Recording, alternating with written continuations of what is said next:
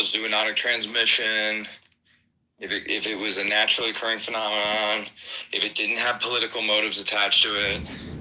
It had a very obvious solution, which was keep calm and carry on.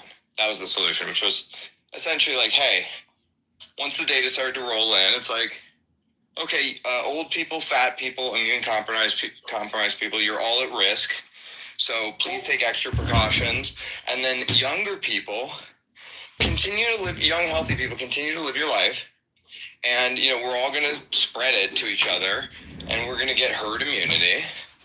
And then we're going to create a safer population for the immune compromised, the old, and the elder, and the fat. Well, the reason why it fundamentally changed the fabric of America and why we need to whipsaw it back is the fundamental presupposition in America is that we're an individualist country, which is to say that your rights as an individual are atomic. And then we aggregate out your atomic rights into what we call America. But under COVID, they were saying, no, you have a collective obligation. You have collective guilt. You have collective rights that supersede your individual rights. And you have no right to medical consent because, you want to kill your grandma even though you're healthy? Well, you have to, it became an obligation. It's beyond unethical to say, I'm going to do harm to your body on the off chance that you might help another person. America, yeah. I think the problem here, Mohan, is that what you're saying is true about America, but in practice, it's dead. America's become an ethnic tribal conflict zone. I don't think it's dead, Huddle. I just think we need to kick out 25 million people and have no one enter for 20 years. I agree with you, but seems to be Trump is not doing a good job doing that. The other administration, whoever gets in, wants to reverse it immediately. We just don't have. Is that he could spend 8 years kicking people out, and then the left can undo it in 2 years by opening up the border. Oh, no. Exactly correct. The right will reign supreme until Nick Fuentes gets in. The problem is, and then Nick Fuentes is going to make fucking interracial marriage illegal, and we can go back to being full retard again. It's not full retard, but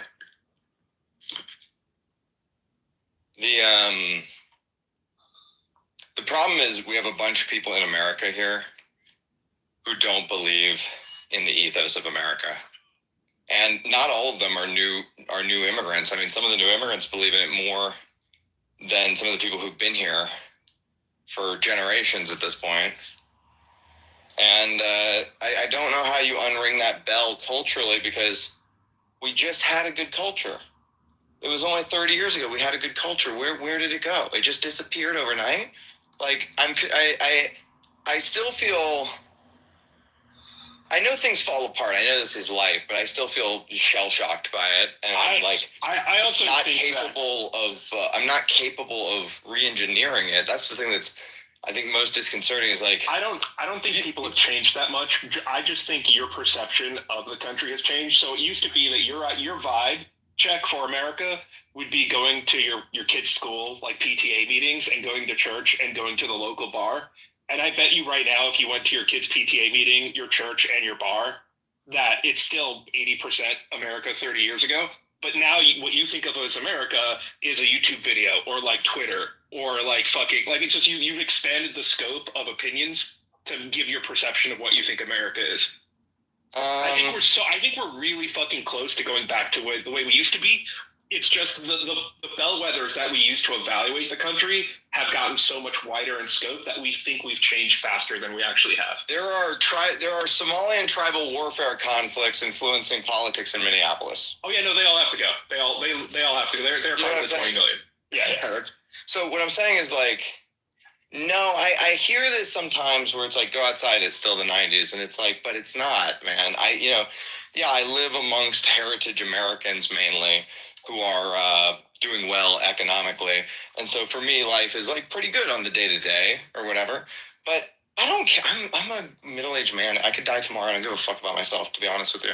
I care about my children and their future, and nothing in the country is trending in the correct direction.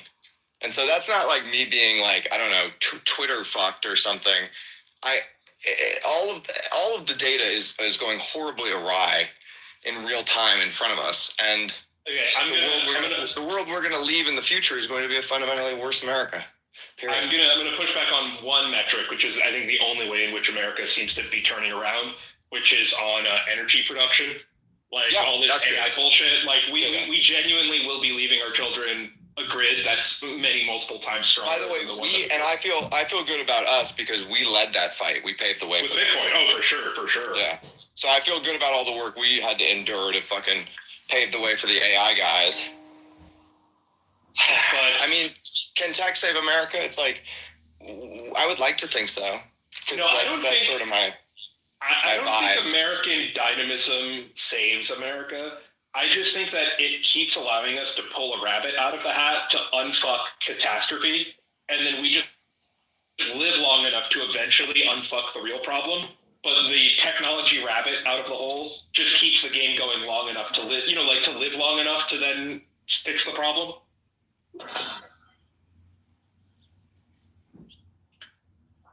Yeah. Well, because the thing I was saying before to you a while back was that I actually think that the debt is going to continue to grow exponentially, and that AI is going to make us all exponentially more economically productive. But they're both going to cancel out, and we're just still going to have the exact same standard of living because the $500 trillion debt will be sustained by everyone having 19 robots, and you'll still work you'll have a zero quality of life increase. I think that we need to.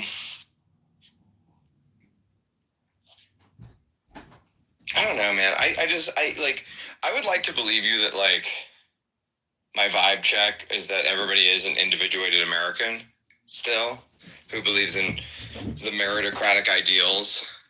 But I don't. Hey, Alyssa, thanks for posting that. I saw you made a post about the campaign. Sort of in-group preference. Keep making more and tag LaHood and tag me on X. And now it's happening to white people. Doing great work, Alyssa. We also have the cascade failure of we pay people to not work, and then they have all of the time that they need to influence politics because they don't have a job. That's true. That's a problem. That's just a cascade failure. People screech about the Irish, infecting this country or whatever, and it's like, bro, with what time?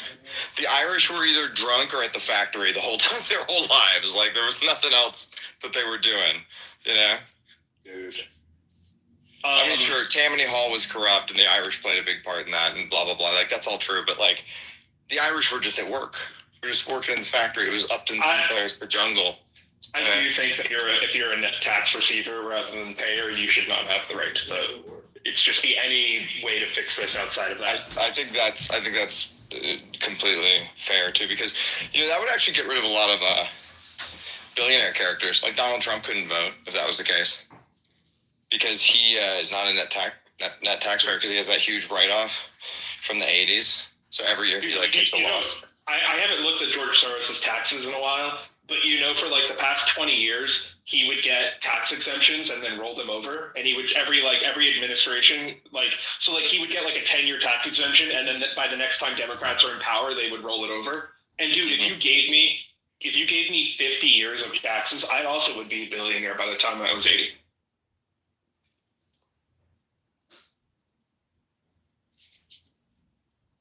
Doesn't even make much George Soros hates humanity. What a scumbag that guy is.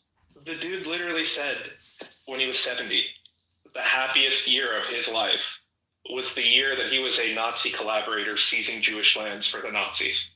Not his first child, not his second child, not his grandchildren, not when he became a billionaire, not when the war ended or the Berlin Wall fell. It was the year he was a Nazi collaborator seizing Jewish land. And he's Jewish, isn't he? Yeah, I mean, he was Christian, and he was 14 at the time, and he got a job as a bookkeeper for the Nazis as they were seizing land. And he said it was exhilarating, it was exciting, it was the happiest year of my life. That's crazy. That's a crazy thing to say. As you guys were talking about the in-group biases and that preference, I was scrolling. I saw how much of a shit show Canada is in by all the Indians they took.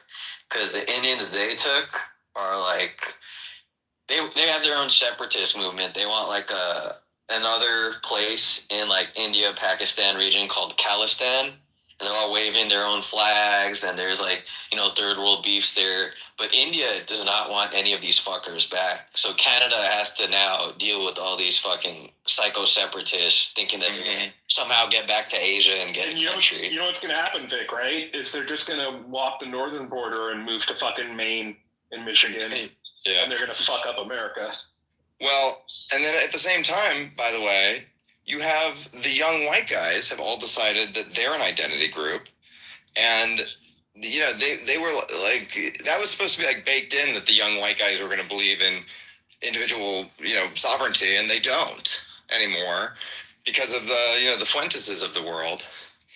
And so like, it's very hard for me to see a world in which we get back individualist meritocratic ideals, especially because, like, just follow the money here. Half of the fucking country is on the fucking government dole, you know. So this is no longer a place where it's like manifest destiny. Remember when Mitt Romney? It was so funny because there's so many reasons to hate Mitt Romney, but nothing he said that he got canceled for was incorrect. Where he was like, 47% of Americans receive more in government payouts than they ever pay in taxes. You're never going to win their vote if you're trying to talk about increasing productivity. No, exactly. This is the point: is that that was 20 years ago. Like, can you imagine what that percentage must be now? Everybody is now an ethnic bloc, okay, including white people, and you basically like vote for whoever supports your ethnic bloc, and if you don't get whatever you want, you chimp out, and that's how politics works. And again, this is like sign of the collapse of the empire, is that this is how empires always die, or nations die, is that people discover, democracies die, I should say. People discover that they can vote themselves largesse from the public treasury, and then the nation collapses under loose fiscal policy because there's simply not enough money to give every group whatever they want, whatever their demands are. Sorry, hold on, I just got here. You're talking about France, right? You're talking about France. Well, this is happening in every country in the Western world. I know. So there is no fallback country for Western we're people. 2 steps ahead. We're generally 2 steps behind America, but we're like 3 steps ahead. There's no fallback country for non-Westerners because, you know, the places they come from are unstable. And then there's no fallback country for Westerners because the places that they come from are going to do the same thing. You know what's crazy to think about? When we lose free speech in America, do you know what that does to the internet? Because there's legally the only refuge for the concept of speech online being free is the shroud of the American legal system. And the moment that doesn't exist in America, there's literally going to be no such thing as free speech on the internet. Once there's no free speech on the internet, by the way, it'll be pointless to even go on the internet. You know, why would we even want to go? It'll just be robots talking to each other, which it already is. I'm just thinking about the scenario where you have to retreat from America. And if America loses free speech, like, how do you even engage in the internet with no free speech? You know, America is the place where freedom makes its last stand. America is the Alamo of the world. But we need some help, you know, because we're not as strong as we were 75 years ago. Post-war, we don't have the culture to uphold freedom anymore.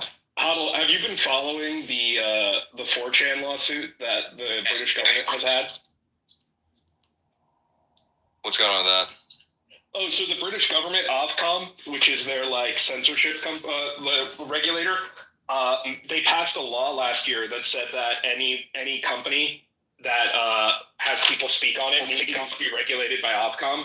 And then they went after Gab and they went after 4chan. And they told them that they have to shut down like people on their site, or they'll penalize them and then they'll throw them in jail. And they'll penalize them 10% of their gross profit or gross revenue. And so they did this like a month or two ago. But 4chan has no offices in the UK. Everything is based in America. And so now they're trying to force British law on an American company in America based on them not censoring people in America. And traditionally, the way it works is if you don't like a company, you IP block it to your country. Mm-hmm. But the UK is going one further, and they're saying we're not going to IP block you. We're just going to prosecute you for not adhering to British law, even though you literally have no premise in the UK. Well, I mean, if you're an American, what effect should that have on you? None, technically. So one of my good friends is the lawyer who every single company that Ofcom has sued in America, he is taking them on pro bono and has been representing them. And dude, if you want, I'll send you some of his letters. They're the funniest, most base thing you've ever read. It's just like eat shit. Have you ever read the letter from the Pirate Bay to it was like EA or something, somebody, one of the American media conglomerates, and they were like, hey, fuck faces, we're in Sweden. We don't care about your copyright laws. Like, it was like the greatest letter ever. Yeah. But it's happening in real time now. The UK is trying to assert, but if you actually look into how Ofcom started doing that, it actually was Hillary Clinton who asked them to do it.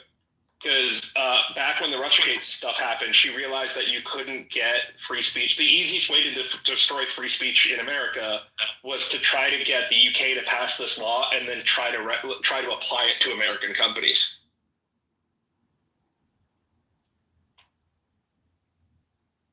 Man, we got a lot of problems going on. A lot. But Bitcoin's up. Hey, Trump's here. He's thrown no one in jail, and everything's going to be better now.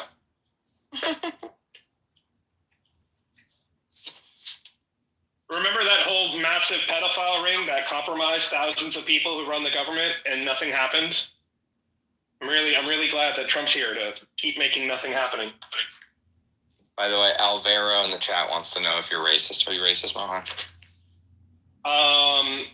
Racism is defined as a form of hatred to a group of people. Could you describe a race that I would consider people? That was a lot. That said a lot. Yeah. I don't respond to the chat. If they want to talk to me, they can talk. I'm in this position. I don't see anyone calling you racist. No. He was like, y'all racist? Such a broad question. Hey, are y'all racist? No, the answer is no. I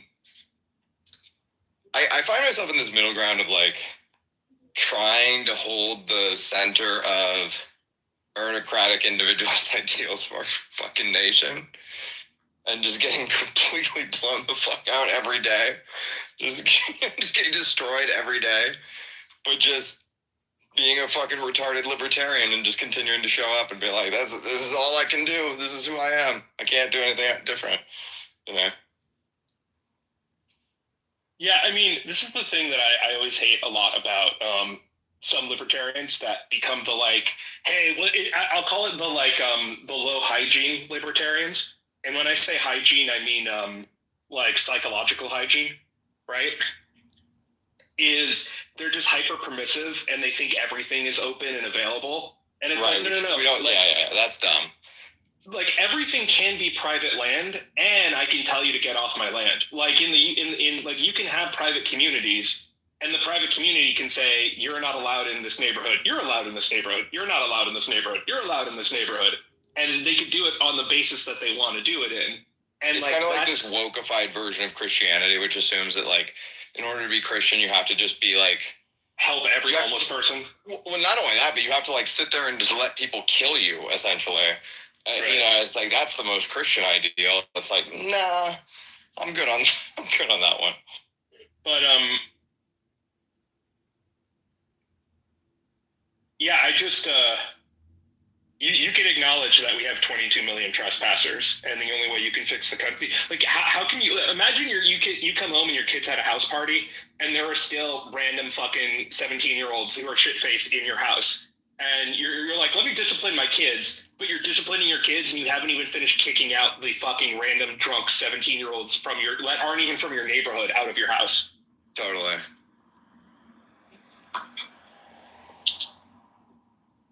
Well, the idea that America is just this, I mean, you know, I think America is going through this big identity crisis itself, which is like, are we a nation or are we an economic zone? Because if Well, we're an I economic also think zone, that- it completely changes everything. Because a lot of us still think of us as being a nation, you know? I also think that we're a set of principles and ideas, and if you have to be useful to us, and B, if we know that you don't adhere those values or ideals, you should have no access to this country.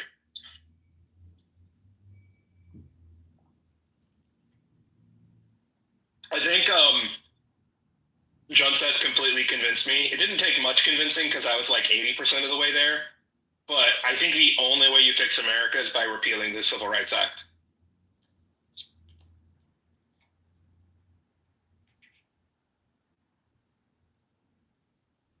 And then Huddle drops off. He knows it's too much of a hot potato. Hey, John Seth, are you there? Oh, then John Seth drops off. Oh, God. Just leave me with this hot potato. Sorry, did you say something, Jason?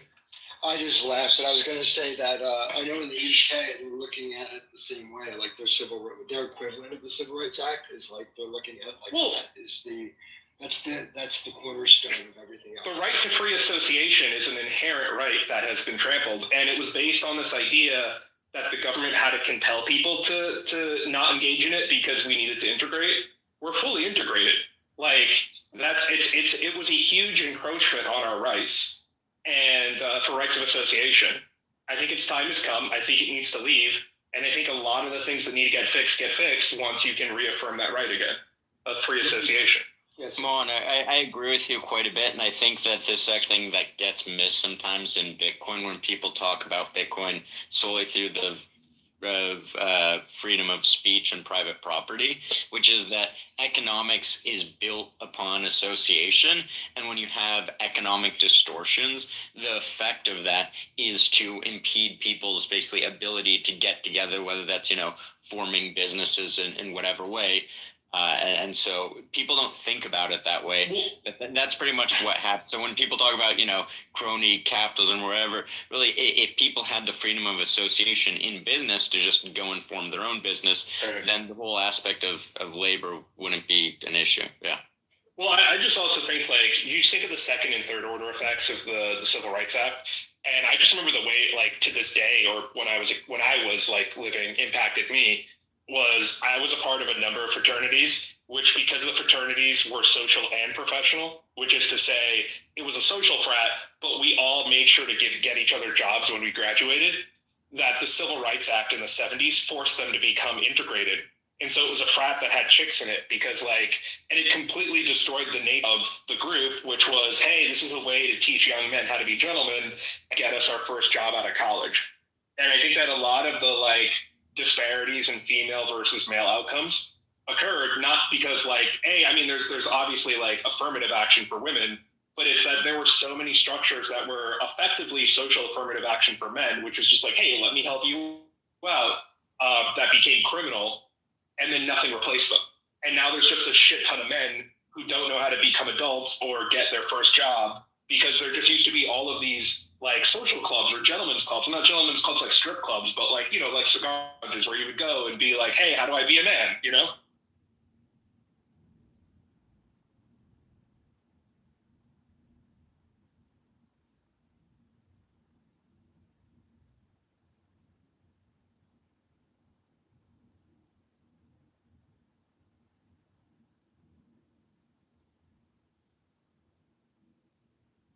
And Mohan, back to your point about the Civil Rights Acts or equivalents have been they were effective, and I think you're right. Mission accomplished. And I think that would be a great way for a politician to put a flag in the ground and say, mission accomplished. That's why we need to get rid of it because we're integrated. We learned all the things we needed to learn. I don't think there is. So there's only two ways that it'll get fixed. One is the Supreme Court route of the Supreme Court without politics just being we're going to sunset this. The other is going to be you're going to need a probably racial reactionary Nick Fuentes retard to do the Donald Trump playbook where remember, people think about Donald Trump now and we kind of forget how much of a retard he was 8 or 9 years ago when he was I'm going to build the wall. Mexico's going to pay for it. I'm going to ban all Muslims from entering this country. And he did none of that, right?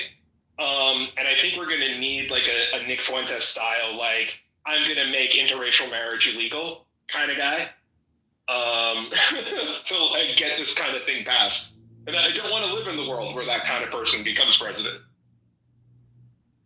Yeah, but you're describing like somebody almost new policy that would be like the opposite of the Civil Rights Act, which I don't think is this. I didn't think that when you started that. Yeah. What I'm trying to say is, hey, we did it. Let's stop.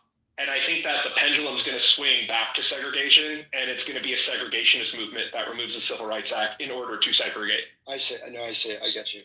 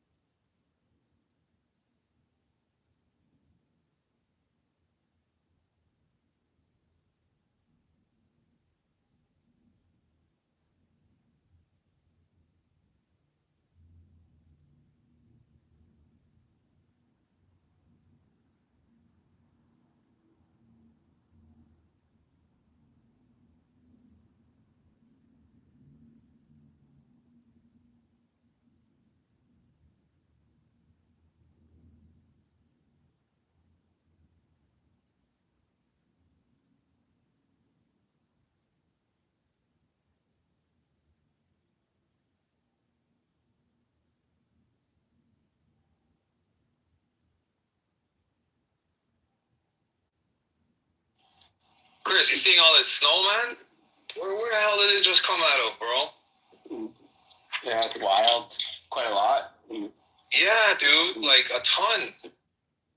Yeah. No, I'm not liking it. Yeah, I walked my dogs around like my mall a little today. How has your transition been coming from like a little town to freaking downtown Toronto chaos? That's fine, man. I feel like people don't realize how much of their life they just spend inside. You know? Like, I don't know. It's not like, and I spend a lot more time outside than most, but like, I don't know. I don't really find it much different.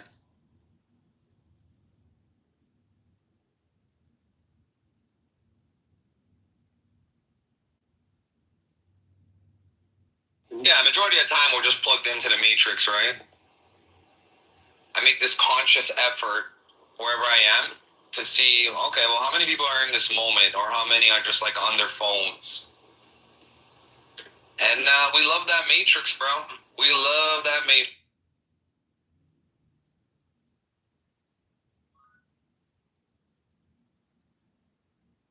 Real life is the matrix.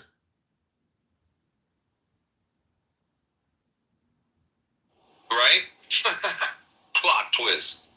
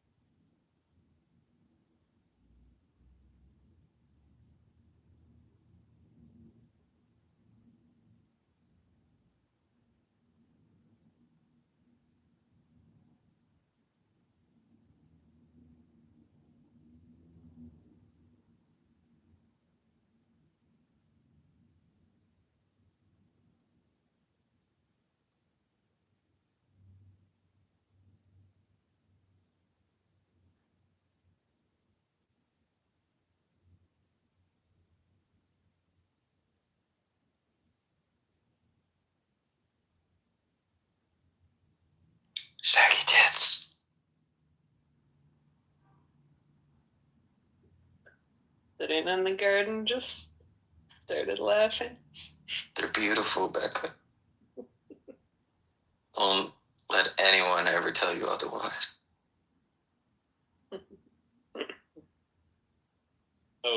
Becca, I fell down a Mythbusters rabbit hole and started read old Mythbusters episodes. And I got to the one where Tori Belleci puts fake boob, what do you call it, like inserts into her bra to make her breasts look like twice as big. And they tested the air quotes myth as to whether or not you get more tips with bigger tits. And she got tits with bigger tits? Better tips with bigger tits. And even you know, exactly. She got 30% more money. But the interesting thing was that men tipped her 20% more and women tipped her like 35% more. Interesting. And so it was actually a more of a female phenomenon than a male one. And I think there's two things to do here. One is because she worked at a coffee shop. She worked at like a restaurant, not a restaurant, like a checkout, like a deli, like coffee place. And she was there for a couple of days without the boob implants, and then she was there a couple of days with the inserts. And I think one of two things either happened. Either there really is just a bias for giving women with bigger tits money, or I think people subconsciously realized her boobs got bigger, and there's a genetic belief that when a woman's boobs get bigger, it's because she's pregnant, and then it elicits a response to give a pregnant woman more resources. How large was this study? How large were the breasts? Asking for proper questions. I'll get the Mythbusters episode. I wouldn't call it a study. Mythbusters usually just does things for like a day or two. Yeah, before we get to Becca's question, I need mine answered. But she did the math, and if she just wore the boob inserts to go to work, she would make an extra like $6,000 a year. And this was like in 2010 money. Wow. So like, if there's any woman working in a tip-based industry, and I mean tip-based, like, dude, like fucking now you go to a fast food place and they have the little tip button for the cashier. Bro, like city grocery stores have that now. Dude, I honestly, like, boob inserts, I think every single woman should be wearing boob inserts for any job where they ask for tips.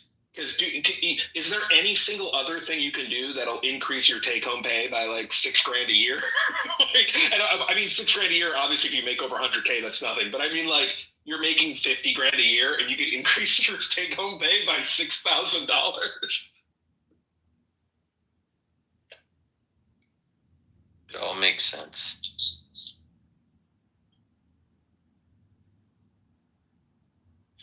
I don't know how, like, I imagine the tips for sure, but like they probably just get hit on all day, right? Like, dude, if I was okay, here I posted.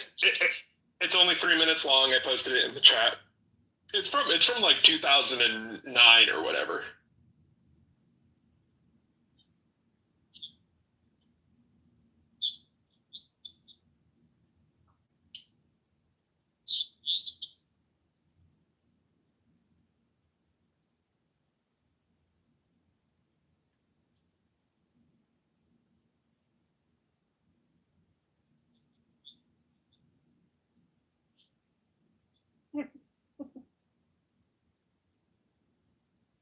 Hey, JC, could you Masters thing and play it in the room? It's only 3 minutes long.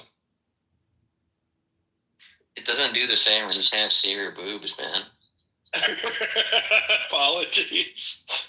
JC, don't you got like some fucking screen or something you could ship to all our houses to like sync it while we walk? What if you just shared the URL and we just watched it that way, so he doesn't have to ship us a screen? I posted the link in the chat.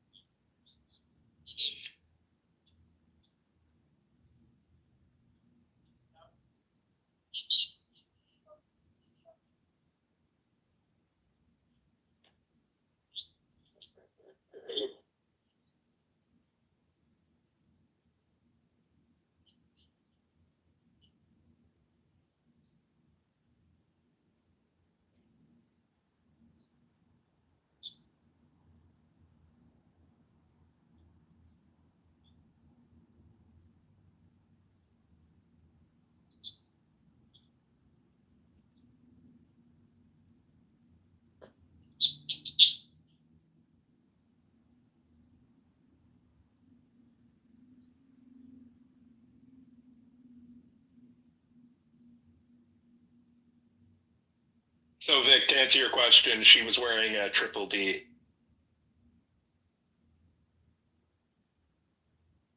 Yeah, that's wild. If I had a wife or girlfriend, which I did at one time, not girlfriend, with huge natural breasts, I'm just probing hard. Just I'm gonna use my escape. non-autistic inferential abilities. Is that to say that you currently do not have a girlfriend? No, I do have a girlfriend, but I don't have a girlfriend with like larger than double D breasts. Oh, got it. Yeah. Sorry, I Fucking misunderstood porn what you were star saying. LA. I'm glad I Yeah. checked. Yeah, thanks. You're good. But yeah, like I did have, whatever girlfriend back in college or friends with benefits, and dude, you're just permanently aroused. It's amazing, but it's also very distracting. Yeah, but look, I'm not saying like live your life or get a boob job, but I'm saying if you have a job and you take tips, just fucking go on Amazon and buy some of those like silicone cup breast thingies. I've never Get yourself understood. triple D. I've never understood Thai lady boy economy is better. Triple D is pretty excessive. Greg, you say excessive. I say you make an extra 10 or 20% more a year. But triple D from what? It doesn't matter from what. What matters is the outcome. So whatever you got, it needs to be triple D, and you will make 30% more tips, which could translate to a 10 or 50, whatever percentage of your income is tips, 30% more of that. For some jobs, tips are the majority of your income. It could be, a 15 to 20% increase in your yearly take-home pay because you wore shitty $100 silicone pasties on your boobs. Super stacked. That's not going to offset the cost of surgery because she's got back problems in 5 years. Oh, so you're gonna have back problems from other No. Greg. Greg, she's wearing these for what, 6 or 8 hours a day for a shift? This isn't a boob job. This is just fucking like, dude, children wear backpacks. Like, I think she can handle fucking a pound of fake tits on the front of her for 8 hours to make an extra $10,000 a year. That's what I'm saying. You don't know it's a pound. If she's an A cup, that's like 6 pounds. I am speaking outside of my field here. You may be significantly more versed in exactly how much poundage is associated with big tits. I am speaking from a place of ignorance. Greg, we're not interested unless they like fucking dangle and like hang and shit, like I'm talking about like cow udder titties that just I'm out. Well, just look at the video. distract you and you're consumed. So Greg, And look you're at like, the video here's that I posted in the chat. $6,000 in one tip. Go, look at the video posted in the chat. Go to 1 minute and 30 seconds. I would not call her chest excessive. I would just be like, yeah, that's a chick with tits. But maybe I'm like warped as to what big tits are. Because that just seems, I don't think she'd have back shoulder pain from that for fucking 6 hours or 8 hours of wearing it. We're about to find out. That's triple D? Yeah, it doesn't look like it. 1 second. I think I they think have it multiple depends. size boobs. It depends on the frame too, right? If they're just like bigger in general, it's not. Okay, go to 3 minutes. I think if you go to 3 minutes, you can see her boobs more because they do look significantly bigger at 3 minutes. Yeah.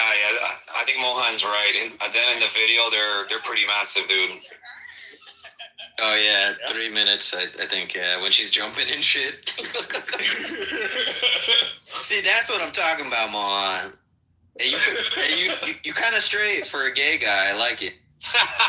No, listen, I am here to help everyone with critical life advice. I tell black people to give themselves a white name when they apply to jobs, and I tell women to wear fake tits if they rely on tips. This is just life advice that every single person needs to have in order to succeed in America. It's science.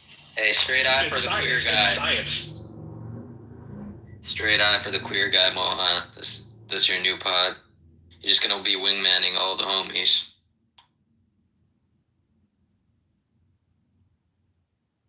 Yeah, I would argue if she got big ass titties like that, she wouldn't even be working in that coffee shop.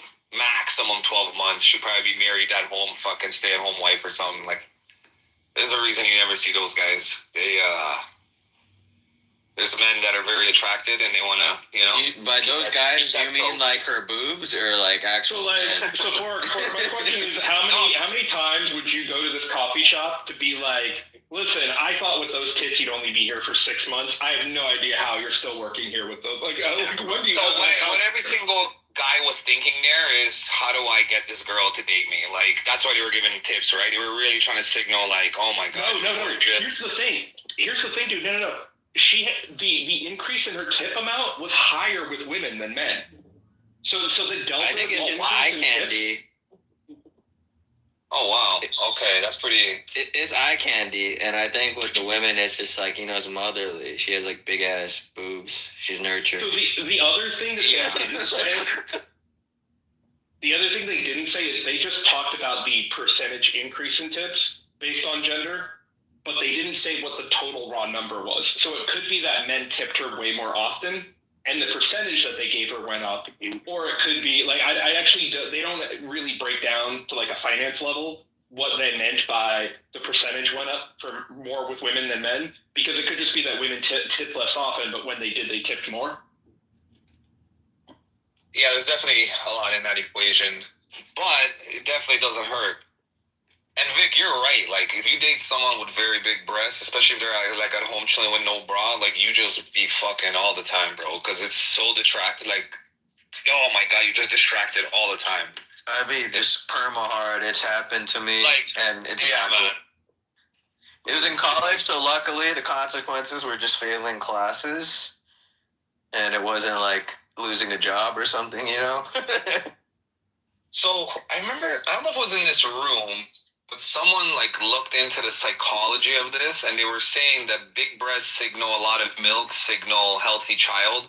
So at its like primal level, what the man sees is someone that's going to nurture their child. Like, I thought it wasn't here that someone explained this. Yeah, I've seen that too. And then I was telling Fish yesterday, like when we were joking about like we like big boobs, I was telling him that I think it like the boob versus ass man thing is like you never grew out of that phase and you're still a kid trying to get milk.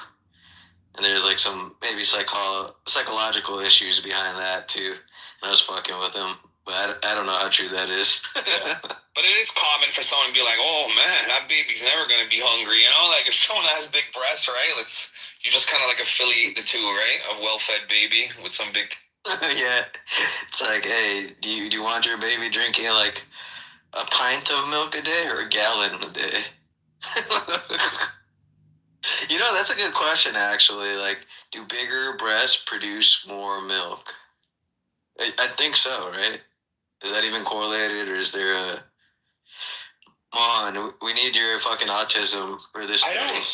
Okay, so I haven't looked into this, but I don't understand why the amount of fat around the areola would increase the amount of production that the woman could make. I don't think so. The boobs are just like the fat, right? It's not the actual mammary gland that's making the milk, right? It's the store. It's not the production. My question is this: do mammary gland size correlate to breast size? Because that's the question you're asking. Yeah. I do not know the answer to that. But I'm saying that is the question if you wanted to like chat GPT it. What if you got like hoodwinked, Bork, where it's like the big breasts produce less? Like it's just skin and fat instead. Think of the dude equivalent. Does dick size equate to semen volume? I don't think so. Yeah, I don't think so.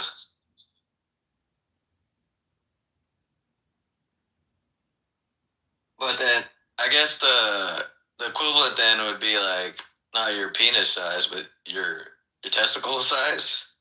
And I don't know about that. Does that produce more semen if your testicles are bigger? Probably.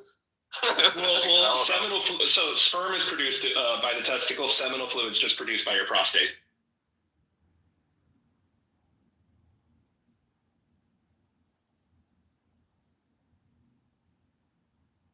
Yeah, I think we're going to need you to look this up, Mohan. I've got my hands full right now, or I'd do it for you, full of saggy titties.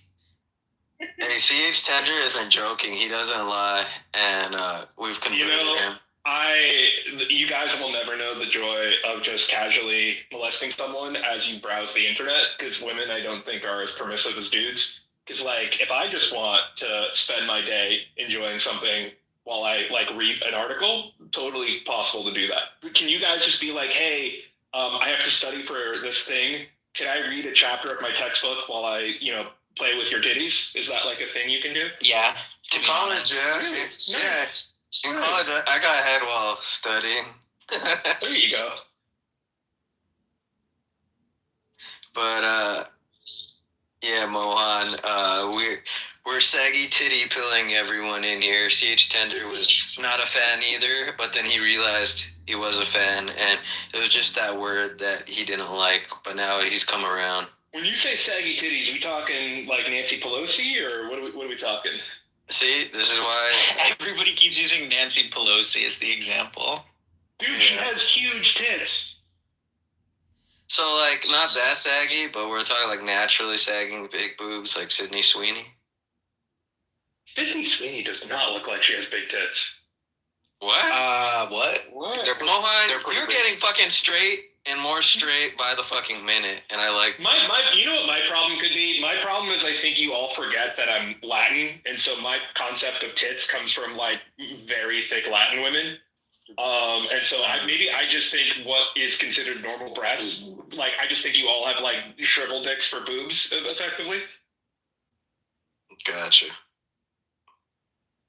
Bork, you a fan of the saggy titties?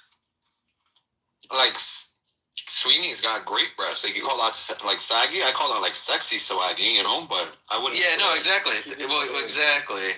Because we're talking about, like, so me and Fish were saying, like, we like saggy titties because we're trying to differentiate versus, like, that firm double D that's, like, fucking, like, bolted on a TV mount. Like, that thing is properly in place, not going anywhere. Like, that shit. Yeah, I'm definitely a fan.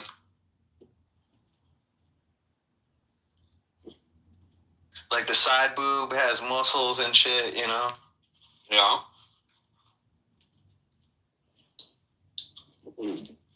She has, like, perfect breasts. Yep. That, Sweeney girl? Yep.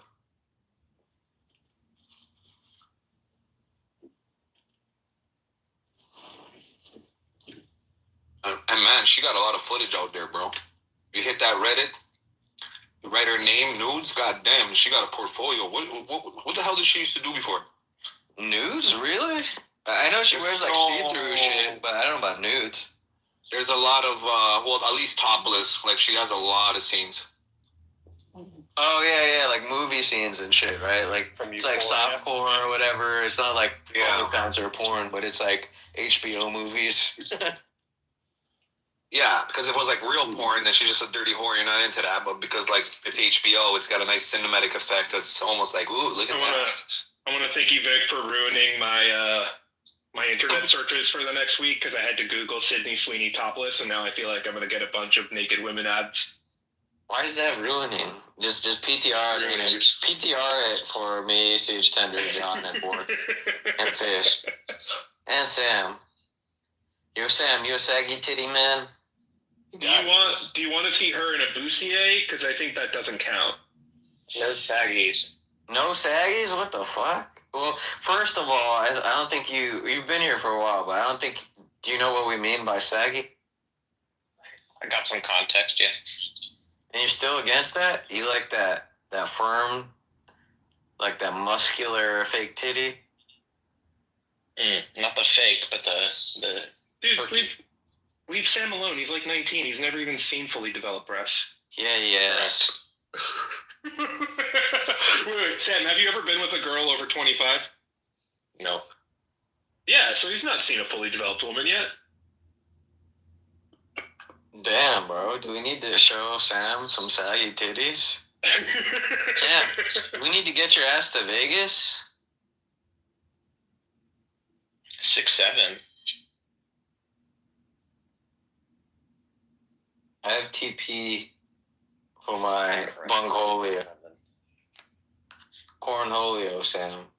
What you know about that? You see the new fashion trend among monkeys, and they're shoving grass up their butts. You cannot refer to African Americans as monkeys. That is fucked up. I thought you have to smoke actual, the weed. I didn't know the racist. Africans are putting weed into their butts now to get high. Jesus Christ, dude! I can't believe you did that on Clubhouse. Spoofing weed? That's a new one.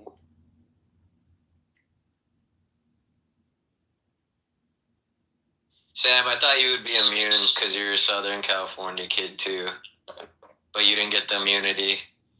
You didn't get the big old biddies booster. The biddies booster. The tig old biddies booster. To go biddies. You didn't go up around just the. Well, yeah, you did, but I don't know how often it was in your affairs. But just all the fake Hollywood, like appearances and cosmetics, and you know that West Side LA look where they're all in fucking yoga pants, and you could fucking see their clit through the fucking yoga pants. You know, some Lululemons and yeah. Did not experience debauchery LA. No. It's a shame, because now, like, you grew up and it's just, like, fucking woke, like, trans LA. But LA was, like, fucking Playboy LA. Still kind of is, because all the porn industry in San Fernando Valley. But, it's not quite the same.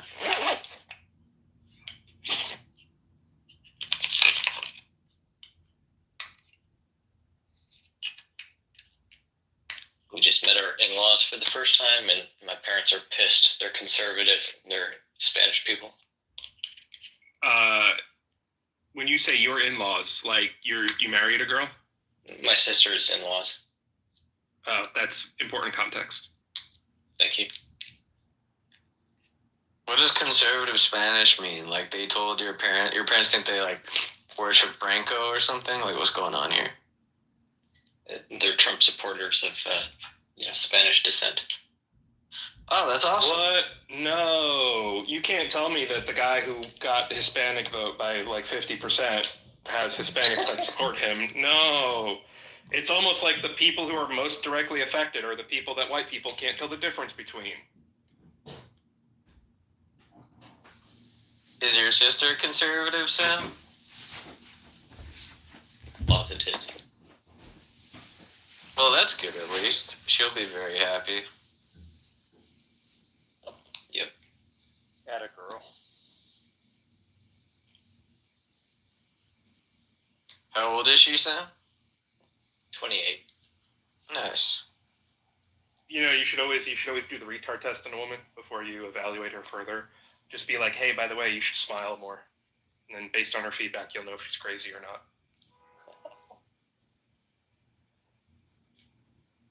If you told your sister to smile more, what would be her reaction? She would not like that.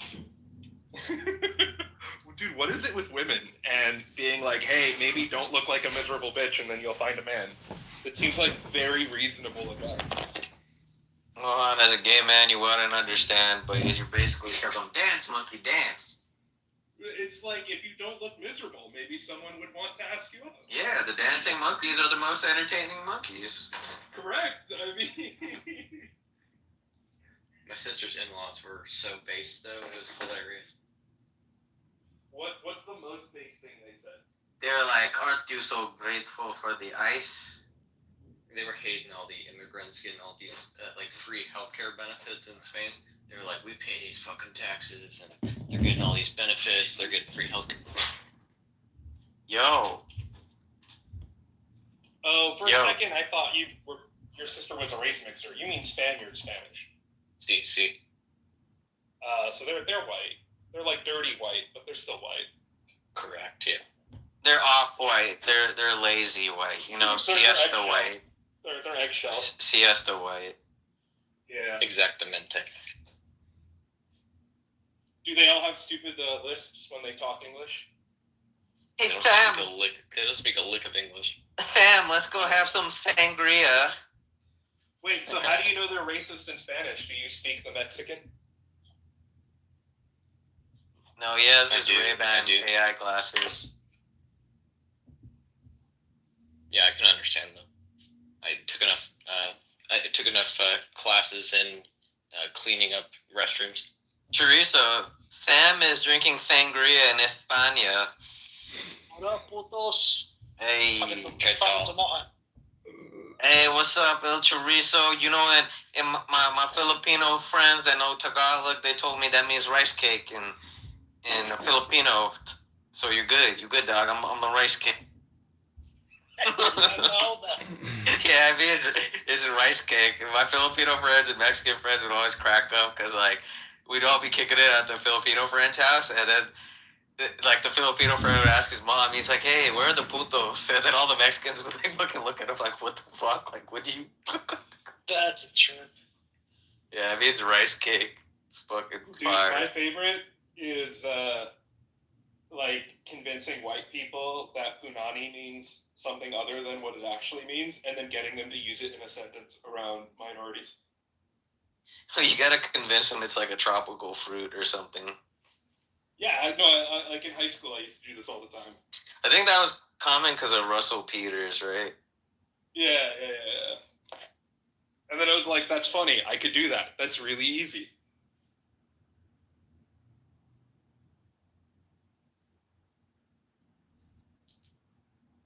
How annoying is that lisp, Sam? Like, do you just want to beat up a bunch of Spanish people?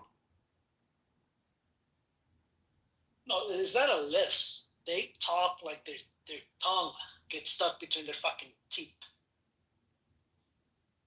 Christian has a lisp. That's a lisp. Yeah. Spaniards have this like they like a stuck V on their fucking teeth on a lot of the words they say.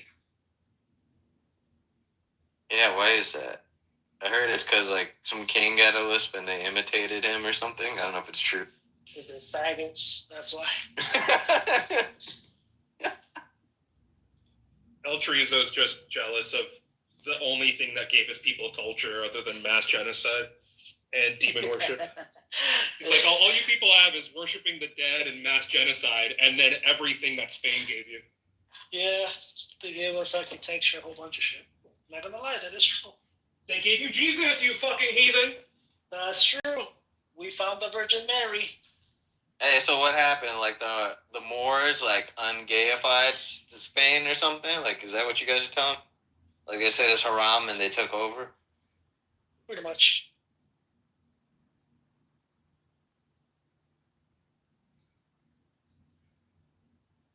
Yeah, but they still had to, like, demonify Mary.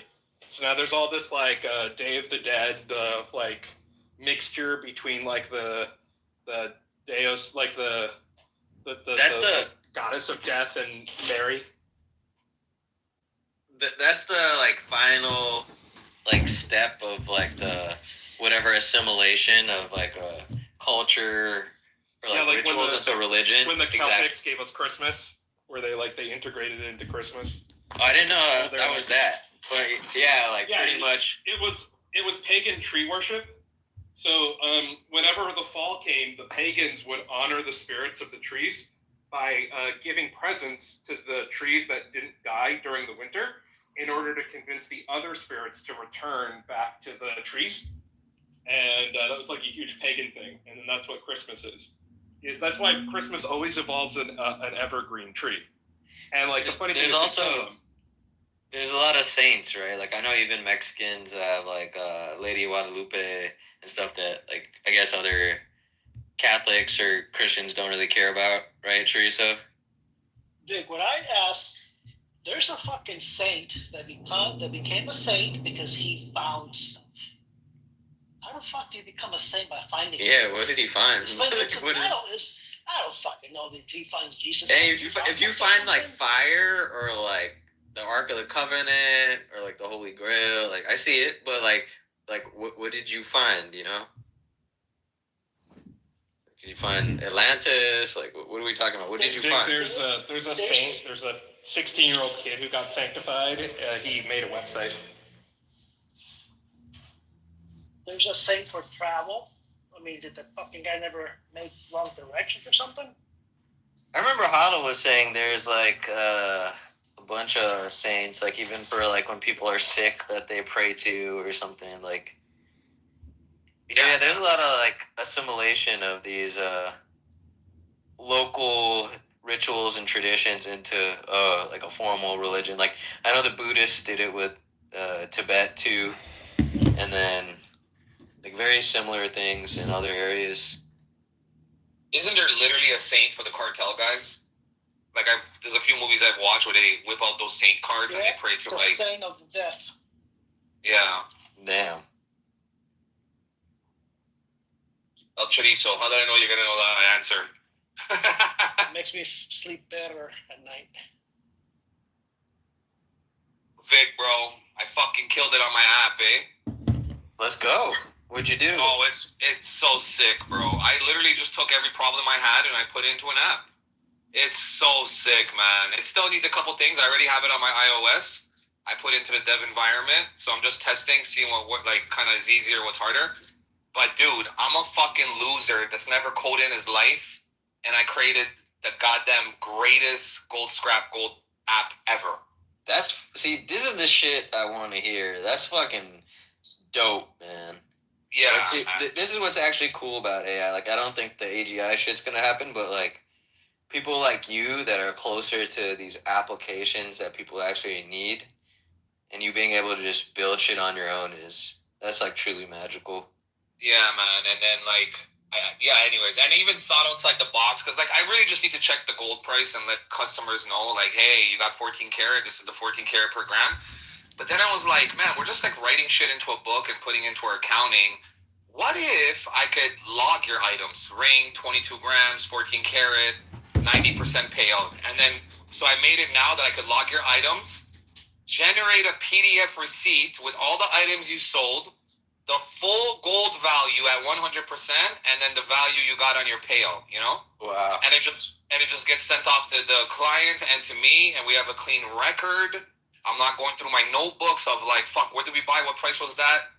Just literally, I fix my own needs is what I'm trying to say, right? Yep.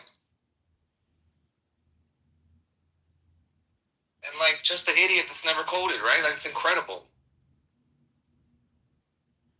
Yo, Dan, how much snow you got? I got a bit, bud. I got a bit. Yeah, we got a couple inches already.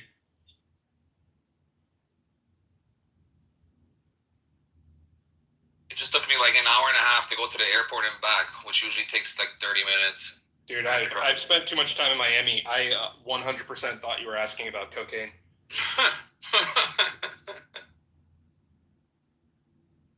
We are.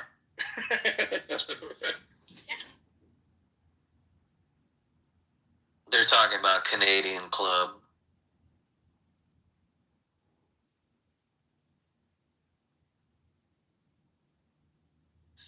Yo, Dave, I need you to troll Chris today when he comes in.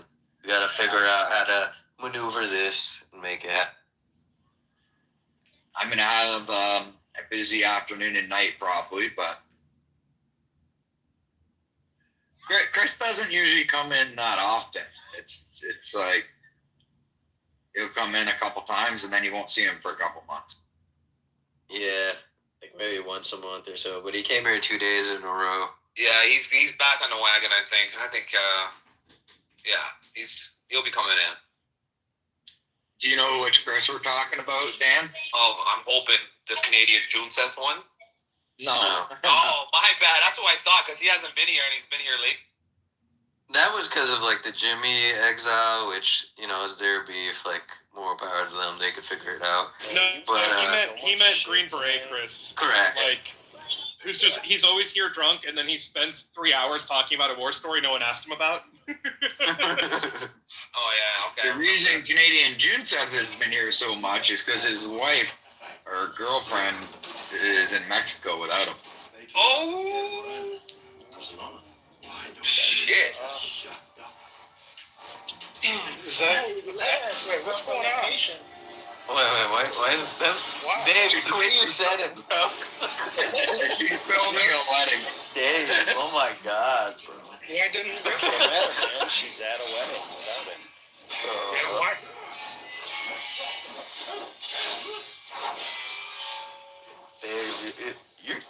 I don't know what happened, but you got good at this shit, bro. You spent too much time with British. Yeah. Did he like hold the camera for her or something if she's working? You hold her purse. I mean, diminishing his masculinity. You go.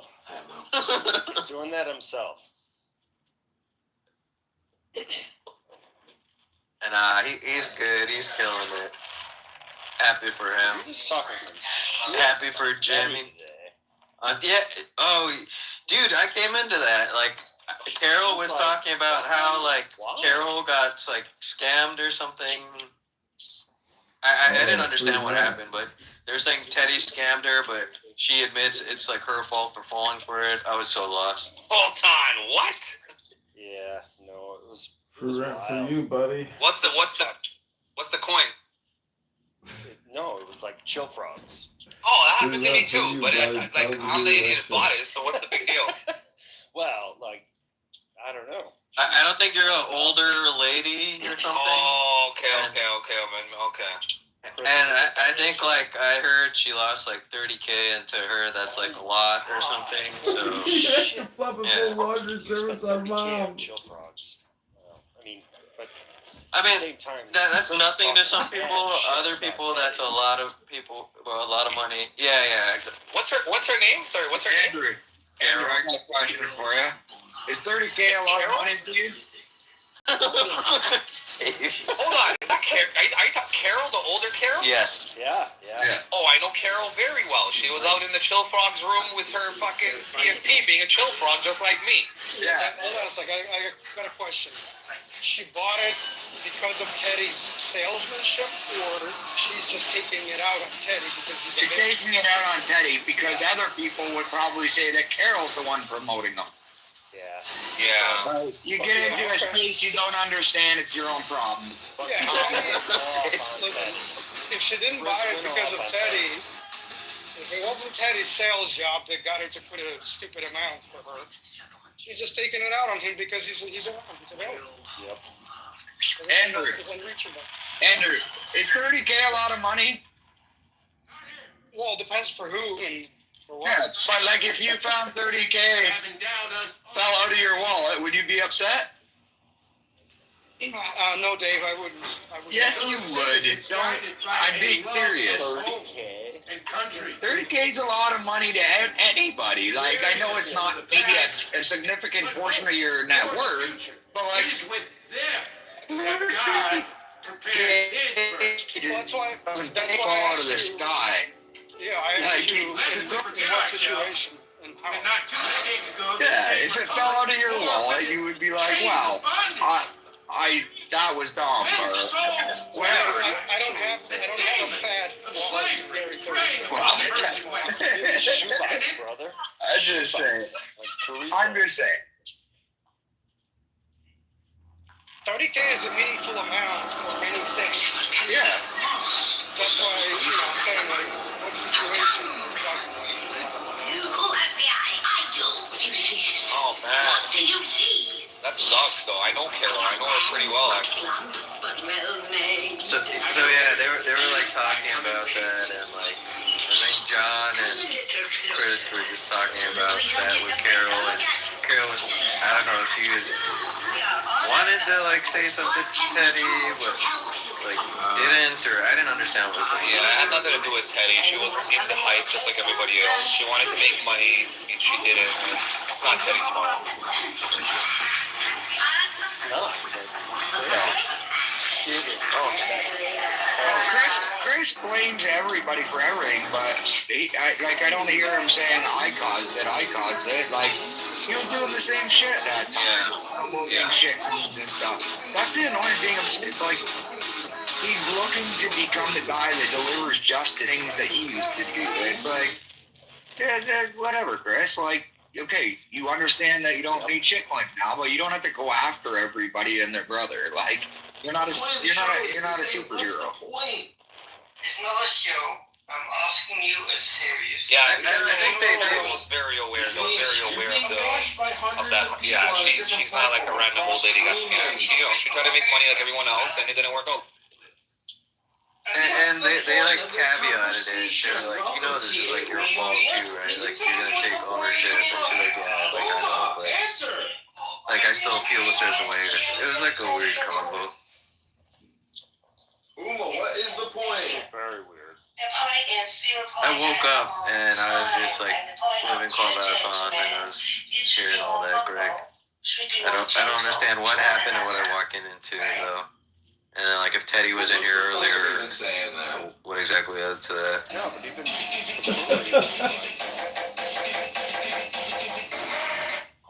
call him out on it. Totally give you an extra fluff Take and responsibility. Amazon At the Bob. same time, call him an asshole. It's weird. Sounds like today is an exceptionally great Bitcoin Sunday. June Seth shellacked him on Gen 6, and then Fakori was calling somebody else out.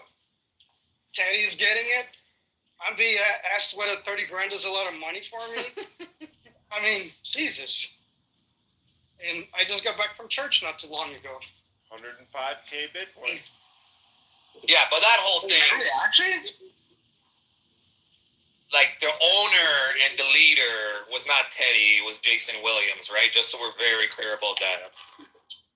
Well, it wasn't actually Chill Frogs, Vic. I think it was some other fucking shitcoin. Oh shit! I don't know if it was Chill Frogs or what. That changes watched it. everything. Yeah, it wasn't Chill Frogs that she got lost on. It was something else. Okay, well that changes everything. I mean, she did Chill Frogs too, though. She said was it was saying. Chill Frogs too. Yeah. She thought She she was was Chill Frogs. We're playing a game of telephone. You guys, I'm sure if you're like in here and they're both in here, you'll get like some popcorn and watch like some drama. Like, you know, it'll unfold. Teddy like made a coin. It's like this is the best new thing. Well, that would be fucked up if it was something like that, right? Hey, Dave, with Bitcoin approaching 105, have you found 30 grand of net worth today?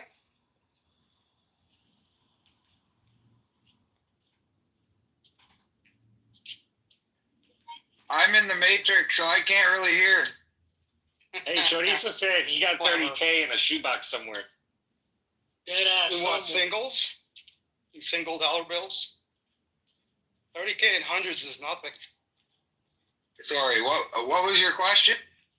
I was asking whether you have found 30K today, provided that the corn is touching 105 today. Your net worth, did you find an extra 30 grand today? I have no idea. Yeah, you are. Hey, you know what 30K can buy, Andrew and Dave? A good router, a good switch, some good fiber optic cables. I'm pretty sure Dave is driving in that communist country, land. Starlink, a satellite. Roaming Starlink dish, you know, for $1,200 on the roof of your truck, Dave. You know, A lot of Google ads. Andrew, are you gonna give me 30K back when I cry because it was a bad idea to buy a stupid satellite dish? well, at least you wouldn't be in the Matrix. How's that a bad idea? You'd not miss anything. I'd rather be in the Matrix once in a while than have a big satellite on top of my truck and less Bitcoin. Doesn't I mean, look like a it's not a satellite, big man. one. It's Yeah, like it's not a big piece enough. of paper. 30,000 is not a lot. It weighs probably 1.2 pounds. It's not that big. Teresa, you're like, 30,000 is not a lot. I fucking It's not. made It's not. 60,000 and I lost 100,000 at a roulette on black. $1 bill weighs about a gram. For one bill weighs about a gram. I love how you know the weight of bills. Cartel bond, Hold on weight a of bills. second, Teresa. I have a clarifying question. Are you talking about freshly printed bill, or the ones that's been laced with coke already, with some residual coke on it, making it heavier? Which one are you talking about? You know, that's a thing too. They weigh bills, and they know where the bill has been. The catch weight on it. freshly printed bills worth about 1.1 pounds, 30,000. Yeah, the only issue with that is if they're new from the bank, you're good. But if they're worn out, you lose a little bit per bill sometimes, so you can't really calculate like that. But you're right. Brand new bills have an accurate.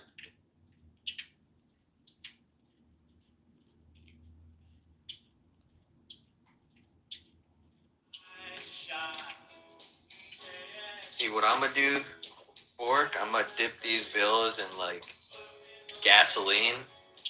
This will get real nice, fluffy, and heavy. My buddy opened up a location in Miami, and he has that. So I see him post every day now. He has a line of these young kids that, bro.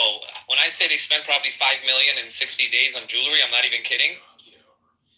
And they're into crypto. So he's like, yeah, I don't know, man. They trade crypto. I'm like, no, they don't, bro. They fucking print shit coins and they pump them up. Oh, But they're probably like cyber threat actors and criminals too. So listen to this. They're 19 years old. As long as they spend a minimum of $100,000 in the club, they'll let them in the club, knowing they're 19 years old. And these fucking guys are just living their best lives before they go to the penitentiary, I'm sure. Yeah, those are the guys that are calling Jun. Yeah, they're calling Junset. Exactly. Yeah, they're the scammers. Like, incredible, dude. I see his Instagram story. I'm like, you're fucking like 44, bro. What are you doing hanging out with like 18-year-old? Dude, he's gonna get busted in the whole dragnet as well. Yep. Yeah, it's like I can't believe it. You better warn him for, also. Just don't associate with them and being like accomplice or like. He's gonna get caught for money laundering. That's gonna be. Yeah, explain to him that he's gonna go to jail. So hold on. So if I go to Cartier being a criminal, does Cartier get implicated in that?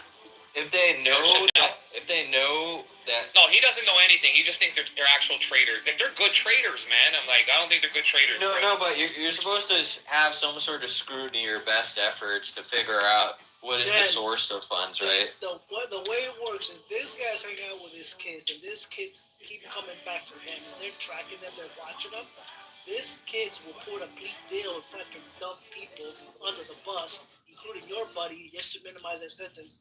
Well, your buddy probably had no fucking clue, but no, but like he doesn't have a clue. He just charges his sales tax and he pays the government what he owes. Like you know what I mean? Like there's literally nothing to do with him. Ignorance is not going to be a defense. Exactly. It's legal and he's not doing anything illegal, but it's like sort of he'll be scrutinized for turning a blind eye to what were the source of the funds if the funds are like illicit. Yeah, Canada's a little different, boys. Canada's a little different. I think he said this is Miami, right? Yeah, they're doing this in the Miami story. But I don't know. They're just paying with their credit cards. Like, there's no fucking issue. Because I know one thing. You eliminate illegal shit, and Birkin, fucking Louis Vuitton, all these brands will collapse within 5 years. Well, it's good you said credit card. Then he's kind of safe. Yeah. Like, they're a full. Because if it's cash. If it's cash or it's crypto, then his ass would No. He's taking they run a very tight ship. They're like they're actually the official jeweler to the Toronto Raptors. They're the official sponsor. So Nevertheless, you should explain to him that these kids are not some rock star traders. He better be extra careful because there's something fishy here, okay? Oh, yeah.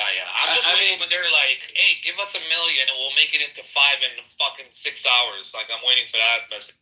Well, and then to Andrew's point, like, if anything is sketch, I don't know if these guys have to submit SAR reports. They're not like financial institutions, but still, someone just suddenly is spending like $100K a day in your presence, right? And it's like irregular activity. I'm sure he knows what's required of him. If he has over certain sales, he has to report it, blah, blah, blah. Yeah. Let them kids live their life, bro. They're 18, 19, 20. They'll get caught doing some weird shit. They'll do 10 years in prison. Good behavior. Be out in 5 years with parole. They'll be alright. They got time to Yeah, okay. They'll come out with an education and go on to, do more fucking crimes. What are you talking about? Yeah, there's also a trail of victims, Trezo. Andrew, I'm trying to tell you that crime does pay. Only dumbasses get caught. Crime does fucking pay, bro. So all this shit that Well, that's not a reason to okay it or to say let him be. That's a ridiculous position to take. They'll be all right. You can control them. Yeah, and as Dave pointed out, you're okay with them creating a slew of strange lives. There's worse people out there destroying people's lives, bro. Fucking food, water, medicine. So can't be a bitch and say. Oh, okay. So it's okay to murder a little bit, but not a lot, right? It's bad to be a mass murderer, but like if you just kill somebody, it's like okay, right? Come on, everything fucking kills. Well, take it to the extreme. Take your logic. Apply your logic. Relax. Stop being a bitch. Everything fucking kills you in this world. Relax. No, that's a placate. You're just placating. I would actually never do business to you, El Trezo, based on what you just said. Yeah, absolutely you just never. got knocked down in my book too. Trust me, you're the last person I want to do business with. There's nothing you can offer to me that'll make you millions. Okay, that might be true. That wasn't even the plan, but that is a very poor character on your part to be okay with that. Relax, don't take it to the tip. Relax, amigo. Everything gonna be okay. There's no problemo. Police are going to find out what it is that we've been talking about. I'm rolling up to church now, Trezo. I'll pray for you, all right? You're please do pray. You're just dismissing it. You're avoiding it.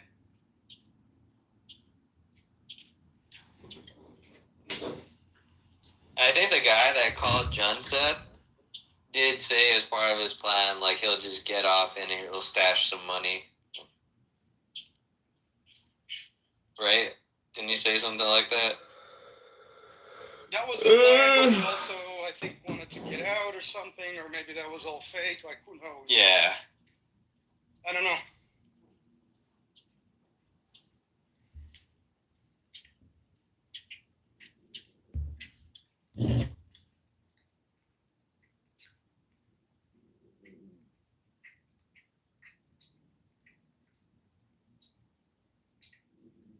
We lost Bork in the chaos.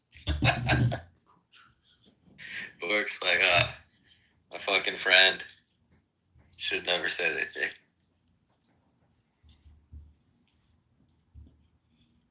No, I don't know. Had to go.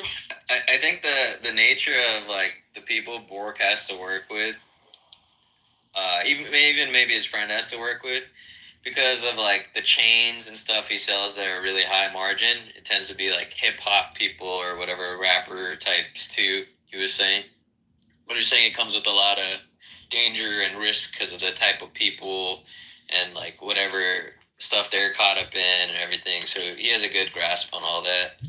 It's not the product; it's the amounts of cash that get transferred between that makes it a little shady. He said all of it. You know, he's like his inventory of gold or the diamonds, and then like tracking you, like you said, like the logistics, the tracking the cash, all of it. And he said in Toronto, there's like a lot of violence regarding that. Like people are getting killed left and right. But he said in the States, it's not as bad. But I think in the States, like it's like the physical brick and mortar shops being raided more. Theft and robbery, murder relating to like jewelry and, you know, high-end watches, stuff like that. Yeah. I was, in August, I was in Switzerland, visited a few places, and I had my nice watch on. The shop there and the boutique told me not to wear it because I was headed to Paris from there. They told me not to wear it because I would get targeted. It was literally, even to the employees of hotels, doesn't matter which hotel you're staying in, they'll say, hey, we got somebody with this and that. So I took it off. Makes sense.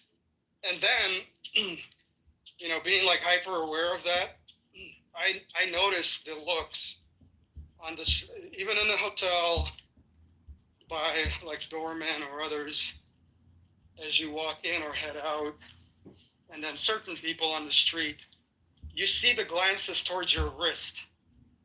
They're just there, and I was noticing them, probably because I was, made aware. Gotcha. So I was like, I would notice when there was a glance towards the wrist, and I did see that. I cover up my fucking watch when I'm on the subway now. I don't need anyone fucking looking at me. Well, you got colder weather, you can cover it up. Yeah. Jeff, you're the canary in Mumdanistan for me. Yeah. If they take your watch. I need like a G-Shock that snaps over Patek. That's just like, flip on G-Shock over your fancy watch. That's not a bad idea. Clip on Casio, let's do it. Yeah, like a fucking case for your watch to disguise it.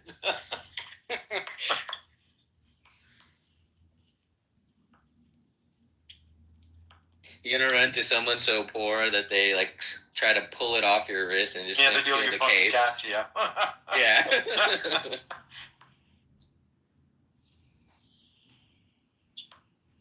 They end up with the fucking Patek. Oof. Well, no, they snatch it, they run away. Patek stays on your wrist. Yeah, they got the box. Okay. The lid. Then you're exposed.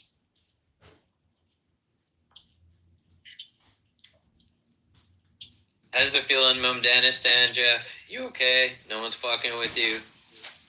Yeah, he's not married yet.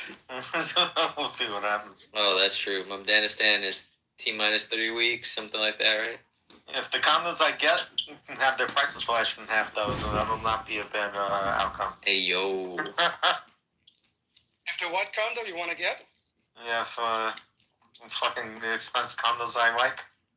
If all the rich people the prices go down. Andrew, what he's trying to say is he's pro Mamdani because of the high crime and how it's going to reduce real estate prices so we can get into the real estate, and then Jeff will get rid of Mamdani. And then the real estate will go up.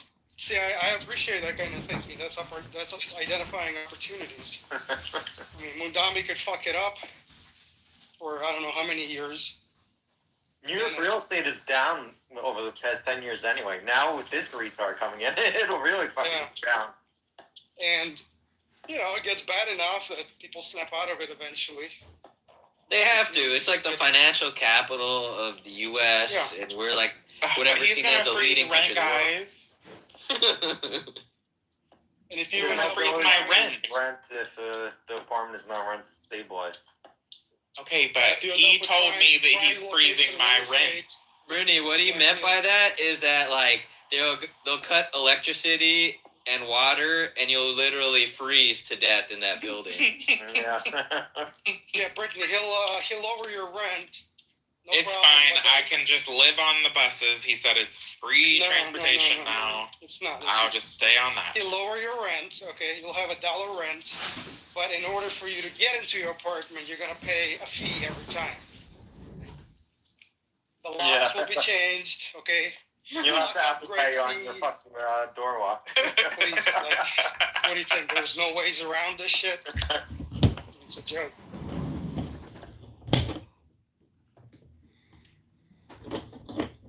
Did you guys see these people that got caught up rigging games in baseball? I think I recall Dave saying that it would be one of the only sports that probably couldn't be rigged. Baseball? I thought it had.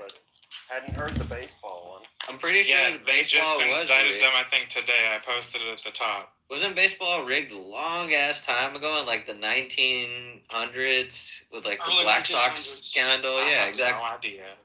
I have not a clue. There was something like that, Vic. Yeah. I Yeah. don't remember the details. I think it was a Black Sox scandal. They like paid like the players to throw the game so they could win a bet or something, and some politicians, people were involved, really high up. Well, hold on. Back Apparently, then, it was the mob. pitchers. It Back was then, you got Luis the mob Ortiz. involved. I don't know who that is. Yeah, exactly, Andrew. The mob was involved too because it was Chicago and New York and like Everywhere. I think all those like Numbers. rumors, even in Boardwalk Empire, they portrayed it. It was like Arnold Rothstein or something that took the fall. Oh my god. I don't know if that's like real Dr. though. Jack Vic. Yeah. Well, that was actually in Boardwalk Empire, but yeah, it's funny when Dr. Jack like leans into the Boardwalk Empire shit. Like, I like mob movies. When are you gonna make one, Dr. Jack? He probably believes in his head he's living in one, and he's some kind of a kingpin. I mean, we all just live in his world. He's trying to start a cult in fucking El Salvador. Yo, Everyone's gotta come. He has one. It's weird. Everyone's gotta come. I appreciate Dr. Jack for the red light stuff and the sun stuff. That really did help me. And Jack's always like super friendly, trying to help me. He's like, "Yo, come to El Salvador," and like all this. So I have like no beef with him, but like some of the stuff he says, I'm just like so lost. It's like how he arrived at those conclusions, and then Nobody has beef with him. It's not like no. You have beef with him. You have beef with him, he feels. Jeff, I don't think so. But either way, my point is there's a lot of like jackalites, as someone's coined here. Jackalites. Yeah. So there's like a lot of jackalites here, and we're actually in the minority. I didn't understand this until recently, Jeff and Andrew. It's like COVID. Everyone's got fucking brain disease. Wait. With this fucking guy. Are you saying Jack is more the people COVID than not buy into it? Yeah, there's more jackalites than non-jackalites. Oh my god, okay, I didn't know that. I thought we were surrounded by retards. Well, I mean, like, I don't want to call these people retards either, because, like, no, but you know what I mean. Like, Florida's here, Aleph is here, Antonio's here, and, like, I like them, and some of the shit they say is retarded. I mean, I think some of the stuff that he says might be useful, but then I also hear him say things that I'm like, oh shit. Yeah, exactly. Okay. Exactly. Hold on a second. Okay. So it just like, Brittany, yeah. hold on a second. Okay, let's just put this out properly. When he makes stupid, improbable, and things that never happen, and then people ignore that, that's a problem. Okay. When he tells you something, that he read in literature that is true, he is not the source of the truth. He's repeating somebody else's work. The research papers. That does not absolve. He disseminates useful information sometimes. Yeah, there's a ton of people who are even more prolific than him and better at compiling this information, presenting it to you, whatever. So him repeating somebody else's work about something that is true does not make him, correct it on everything. It does not absolve his incorrect bullshit. Problem is, we all say stupid shit. But I've never said I was sending all my money to the IRS. Yeah, we have to own up to it occasionally when we're called on it. Or you gotta apologize and say, you know what, I was fucking wrong on that. Well, he never does that. He never does that. Yeah. So, how can I trust anything he says then? Yeah. Well, the thing for me is, like, I can tell, like, here, like, everyone will pounce on him if he, like, about faces even slightly. But, like, some of the stuff he says about, like, the U.S. and, like, the Sputnik, like, downloading information from that, and that's why Israel blew it up, and, like, all this is, like, some fantasy, right? Yeah, exactly. Like, it's... I'm like genuinely concerned at times when it's like, is he drunk or does he truly believe this? And then how much do and that's totally fine. Yeah, exactly. He likes really good wine. I'm impressed with his wine choices. But then these people like eat it all up and they're like the Jews, you know. Well, it takes a certain mindset. Weak people who don't have critical thinking skills and they just believe what they're told, and they can't discern anything. And the weird thing is, like, Dr. Jack, and he like, he won't say the Jews, and like Jeff caught this too, but like, let's say Israeli. He was like, Bitcoin's down. Yeah. All kinds of retarded shit. Yeah, exactly. Why He'll do be you like, think it's a fucking Israeli now? Yeah, it'll be like, Bitcoin is down because of the Israelis. I'm just like, Dr. Jack, like, how? Like, what? Like, come on, man. Well, you've seen the shit they're doing, and I'm just, I don't know, bro. Like I see a war, but like, are you trying to say that Gaza is why Bitcoin's down? Because I recall that war was going on for a while, and Bitcoin went up during that. So, But listen, somebody said that he's like afraid to admit something or whatever. Like people would stop listening. Yeah, exactly. See, I think the opposite of that. Like if you have somebody who can admit where they were wrong, even infrequently or whatever, like that elevates their character. Agreed. It shows they have humility, right? Yeah, I don't think people would turn away. In fact, it'd have the opposite effect. Like if he was really, if he were to own up on bullshit, okay, well, at least you understand where you made a mistake. Don't do it again, whatever. Yeah. But that's a non-starter there. Like it's just it's total cult. It has all the workings and things. Call them Jekylites. Yeah, that's what someone called them. I didn't make them up. Yeah, Jackalite. Like, come on, people. Pull out your napkin and a pencil and do some fucking basic math on anything. You'll see that it's stupid, ridiculous, and you have weak brains. Engage some critical thinking. Yeah. Anywho. I mean, it'd be nice if he just said that. And like you said, I'd respect him more for it. I think a lot of people would. It's like you get new information. It's okay to change your mind. Nothing's wrong. But it's like doubling and tripling down on it. That's not even the frustrating part. The frustrating part is like the Jackalites, like you said, who are also very nice people who just are now bought into this. A thought just hit my mind. If this was true, that the Jews are so good and control so absolutely everything, isn't it logically and like proper to conclude that you better run over there and join them? I guess. Can't beat him, join him. He sent his money to the IRS. He should just send his computer to the IDF. Yeah, just go join them and take over.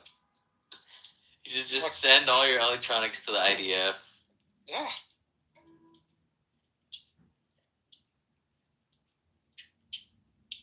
And I mean, obviously that's a ridiculous proposition, but it shows you how dumb and ridiculous the claim is. It's what the hell is this? Like some kind of a mass hallucination. Mass hallucination, or there's another term for it. Mass hallucination, something with mass reality distortion field.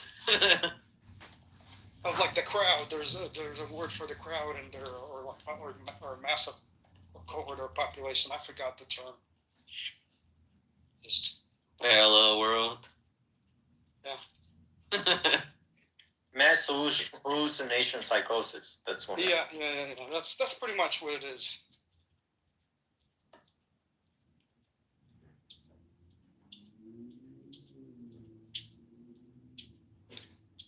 Oh, we got John Kitover in the chat. Is that John Kitover or someone else? Is it? Says John. Hold on. Let's do. How many Jews or Israelis or whatever? Like, what's the number?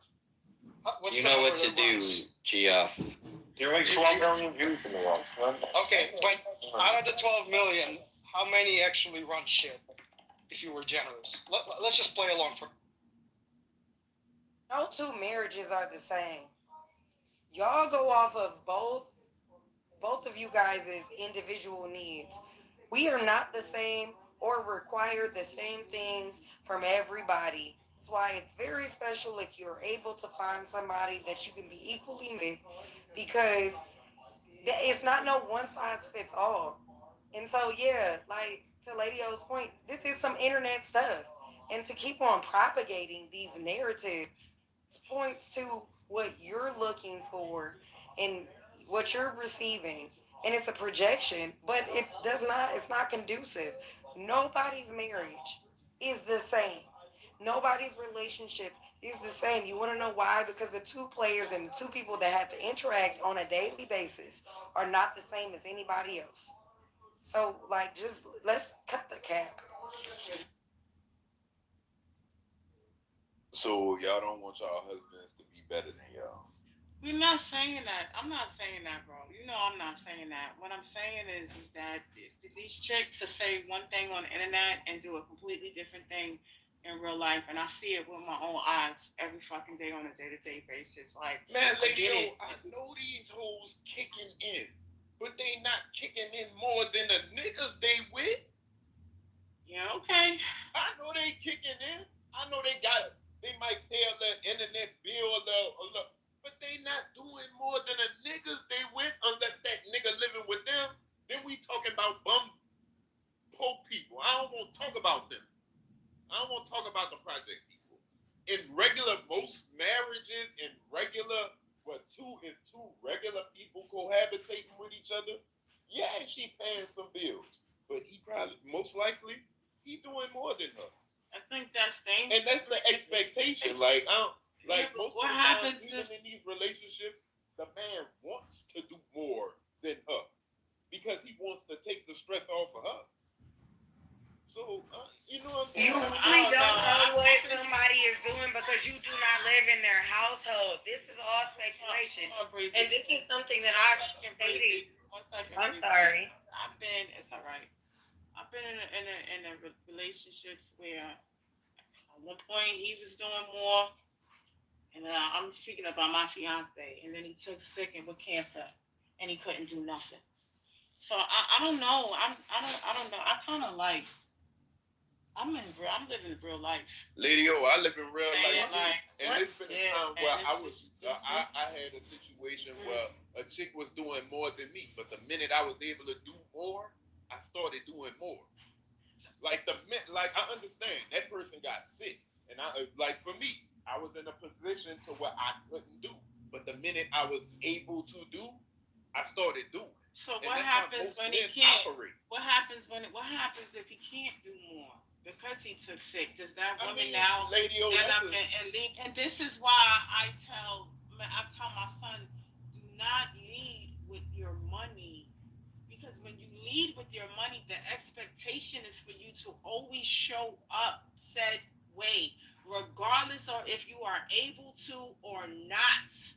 That is not a great idea for men to lead with their money, because she's always going to be looking for you to do that. You could be half dead, and in her mind, she's gonna be like, "Well, what's the difference now? You've been doing it any other time." I mean, men been leading with their resources since the beginning of time. Like, lady, that ain't gonna never change. We have always led with our resources. Okay, no, because that's what y'all look for us for. They and really that has been since like the caveman days. That is Women want not the man true. who can bring home the most deer. Women want the men who can bring home the buffalo. That is not true. It has always been like okay, that. so this is the thing that operates in like reality. Some people lead with tangibles. Some people lead with intangibles. Some people lead with both. I find that it is better to have both.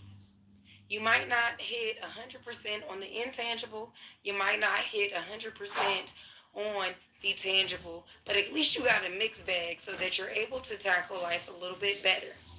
One thing that people have taken up is that somebody should lead with one or the, when we know that it is better to be well-rounded and not like in most of society, that you're able to adapt and do more. These talking points, they are not based in reality. And it's unfortunate that people take up these things and want to make that their life when they are not even able to keep it up for themselves, let alone try to hold somebody else to that standard. It makes no sense. On this app, a lot of people don't like me. A lot of the shit that y'all fucking complain about and cry about, or I call it crying, I already did that. This is not no big feat. But the simple fact that you, and not you personally or anybody in this room, you don't have the ability to work well with others, or hey, you have a wrench, I got a screwdriver, let's make this work. You got this, I got that, let's make this work. The problem solving, low in that department. The fact that you're not able to live in reality and actually understand the way that humans interact with one another and be nice to one another. Yeah, that's why a lot of people are stuck in this rut that they can't figure out. It is not complex to work well with others. You've literally been doing it your whole life, whether you wanted to or you did not want to. Now, when you like somebody and you're trying to build a life, all of a sudden you cannot do it. That makes no sense. So some of these things are just illogical because of the way that you're going about things, maybe in dominance or control instead of working well with one another. It ain't no issue of somebody else having a big piece of chicken. You wasn't gonna eat all that chicken no way. Like, it ain't that deep. A lot of stuff you don't even have to be so self-critical or hypercritical to another person over. But that's what people complain about on social media. But not in real life. In real life, a lot of people are happy and they just mind their business, whether they're married or not.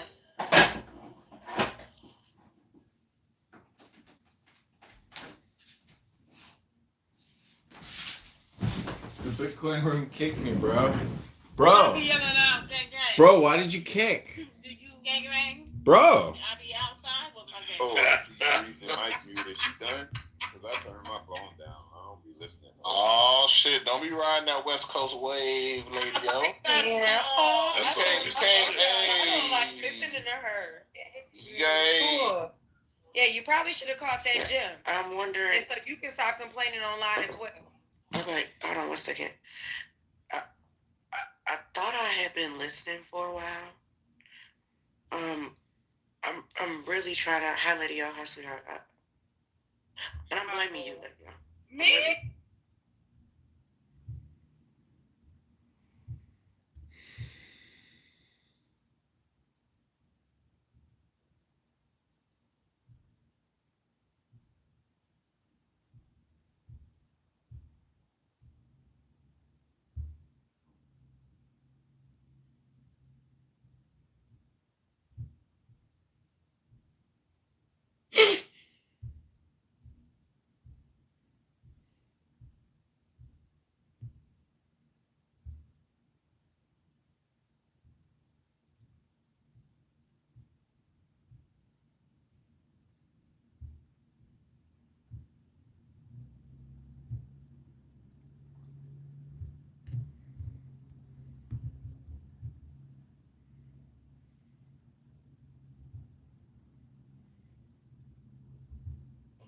So, Mando. You got her blocked. You got her blocked.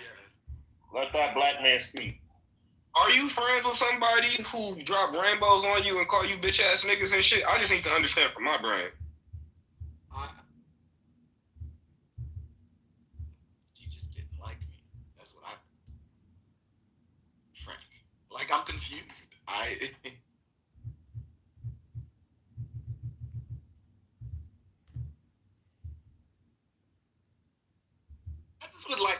just would like that I stop being disrespected in this space. Things like that. Who needs an enemy? I know. Okay, this is Dow.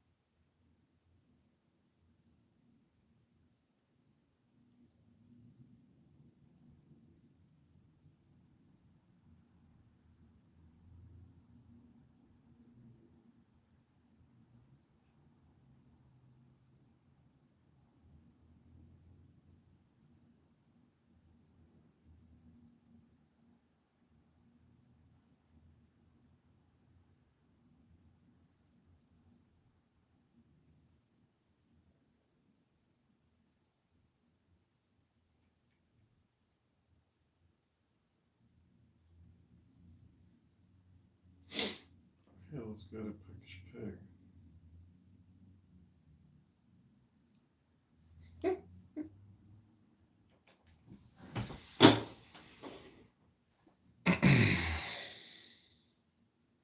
I'll be right back because I'm going to go downstairs and put my live stream back on the Bitcoin room. Those guys will be here all day.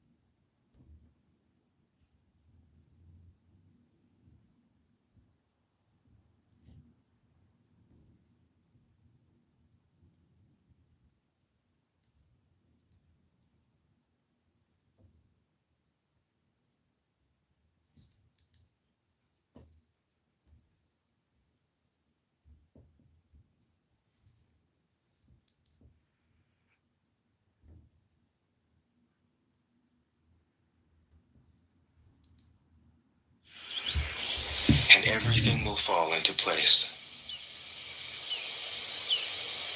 24. He who stands on tiptoe doesn't stand firm. He who rushes ahead doesn't go far. He who tries to shine dims his own light. He who defines himself can't know who he really is. He who has power over others can't empower himself.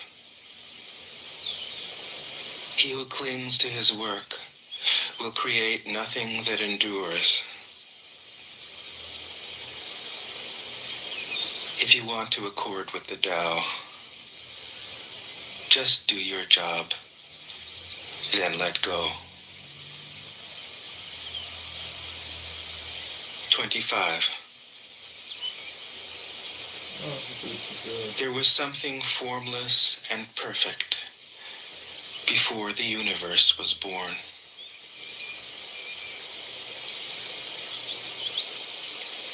It is serene, empty, solitary, unchanging, infinite, eternally present.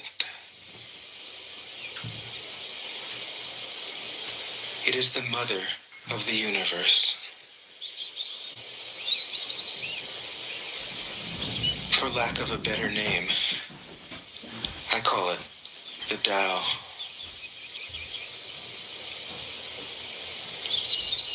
It flows through all things, inside and outside, and returns to the origin of all things. The Tao is great. The universe is great. Earth is great. Man is great. These are the four great powers. Man follows the earth. Earth follows the universe. The universe follows the Tao. The Tao follows only itself. 26. The heavy is the root of the light. The unmoved is the source of all movement. Thus the master travels all day without leaving home. However splendid the views, she stays serenely in herself.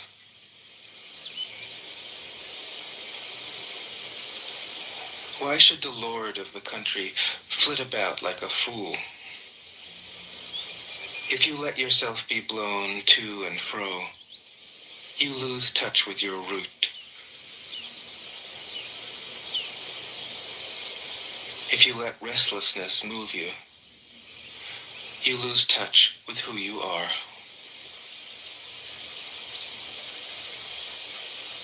"27. A good traveler has no fixed plans and is not intent upon arriving. A good artist lets his intuition lead him wherever it wants. A good scientist has freed himself of concepts and keeps his mind open to what is. Thus the master is available to all people and doesn't reject anyone. He is ready to use all situations and doesn't waste anything.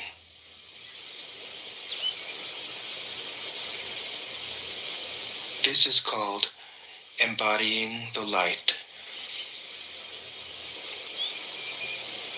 What is a good man but a bad man's teacher? What is a bad man but a good man's job? If you don't understand this, you will get lost, however intelligent you are.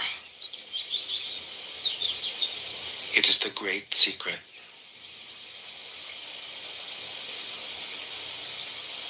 "28. Know the male, yet keep to the female. Receive the world in your arms. If you receive the world, the Tao will never leave you, and you will be like a little child. Know the white, yet keep to the black. Be a pattern for the world. If you are a pattern for the world, the Tao will be strong inside you, and there will be nothing you can't do. Know the personal, yet keep to the impersonal. Accept the world as it is. If you accept the world, the Tao will be luminous inside you, and you will return to your primal self. The world is formed from the void, like utensils from a block of wood. The master knows the utensils, yet keeps to the block. Thus she can use all things. 29. Do you want to improve the world? I don't think it can be done. The world is sacred. It can't be improved. If you tamper with it, you'll ruin it. If you treat it like an object, you'll lose it.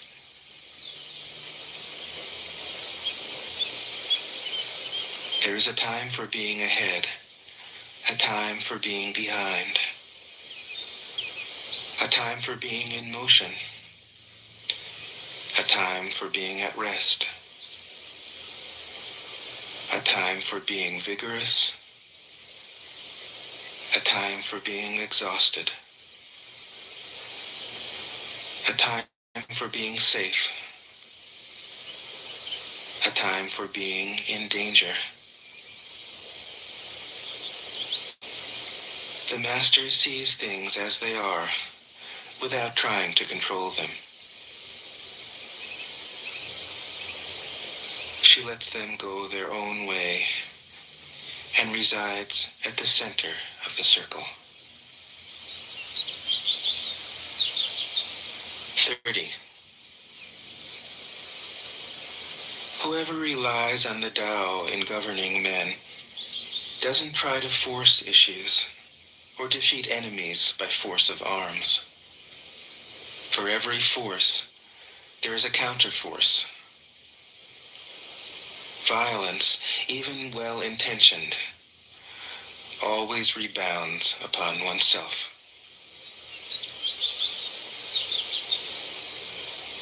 The master does his job and then stops. He understands that the universe is forever out of control, and that trying to dominate events goes against the current of the Tao.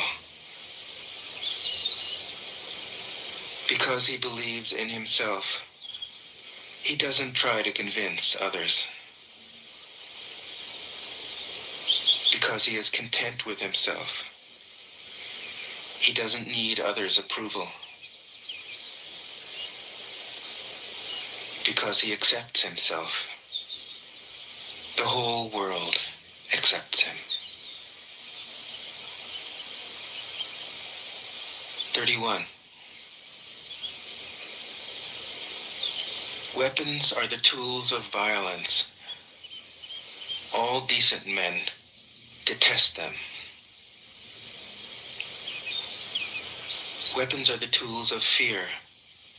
A decent man will avoid them, except in the direst necessity, and if compelled, will use them only with the utmost restraint. Peace is his highest value. If the peace has been shattered, how can he be content? His enemies are not demons, but human beings like himself. He doesn't wish them personal harm, nor does he rejoice in victory.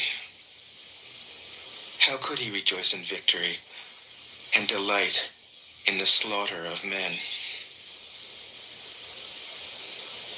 He enters a battle gravely, with sorrow, and with great compassion, as if he were attending a funeral. 32. The Tao can't be perceived. Smaller than an electron, it contains uncountable galaxies. If powerful men and women could remain centered in the Tao, all things would be in harmony. The world would become a paradise. All people would be at peace, and the law would be written in their hearts. When you have names and forms, know that they are provisional. When you have institutions, know where their functions should end. Knowing when to stop, you can avoid any danger.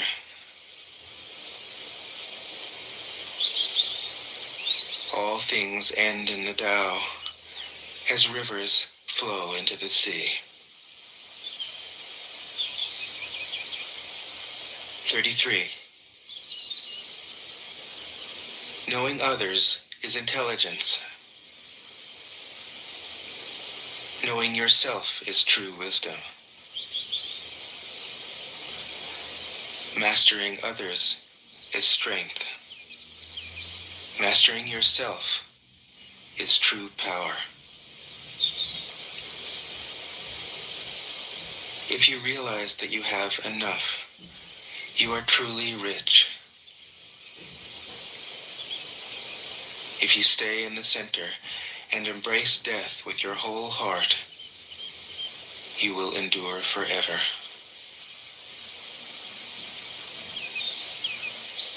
"34. The great Tao flows everywhere. All things are born from it. Doesn't create them. It pours itself into its work, yet it makes no claim. It nourishes infinite worlds, yet it doesn't hold on to them. Since it is merged with all things and hidden in their hearts, it can be called humble. Since all things vanish into it, and it alone endures, it can be called great. It isn't aware of its greatness. Thus, it is truly great. 35. She who is centered in the Tao can go where she wishes without danger. She perceives the universal harmony, even amid great pain, because she has found peace in her heart. Music or the smell of good cooking may make people stop and enjoy. But words that point to the Tao seem monotonous and without flavor. When you look for it, there is nothing to see. When you listen for it, there is nothing to hear. When you use it, it is inexhaustible. 36.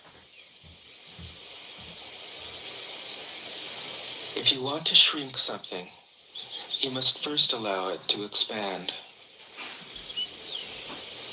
If you want to get rid of something, you must first allow it to flourish. If you want to take something, you must first allow it to be given. This is called the subtle perception of the way things are. The soft overcomes the hard. The slow overcomes the fast. Let your workings remain a mystery. This is called the subtle perception of the way things are. The soft overcomes the hard. The slow overcomes the fast. Let your workings remain a mystery. Just show people the results.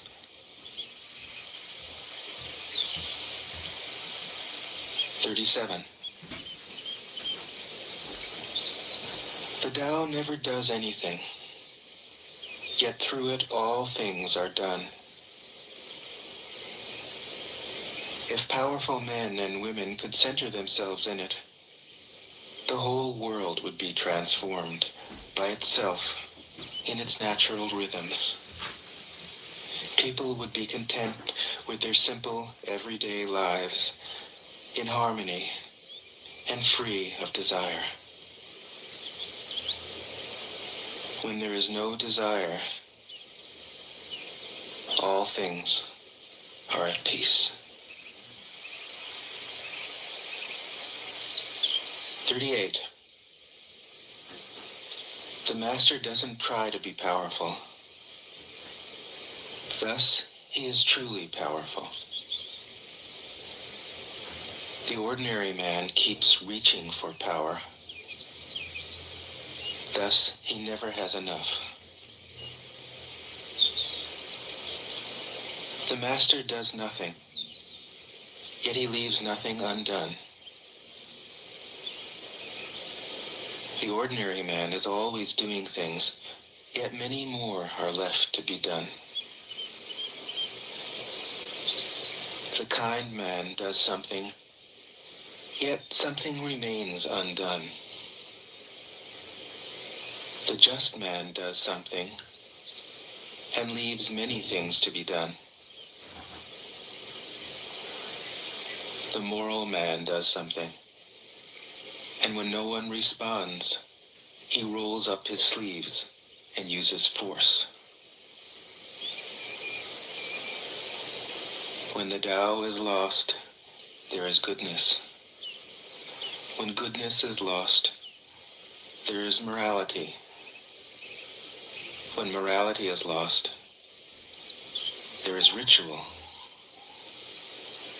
Ritual is the husk of true faith, the beginning of chaos. Therefore, the master concerns himself with the depths and not the surface, with the fruit and not the flower. He has no will of his own. He dwells in reality and lets all illusions go.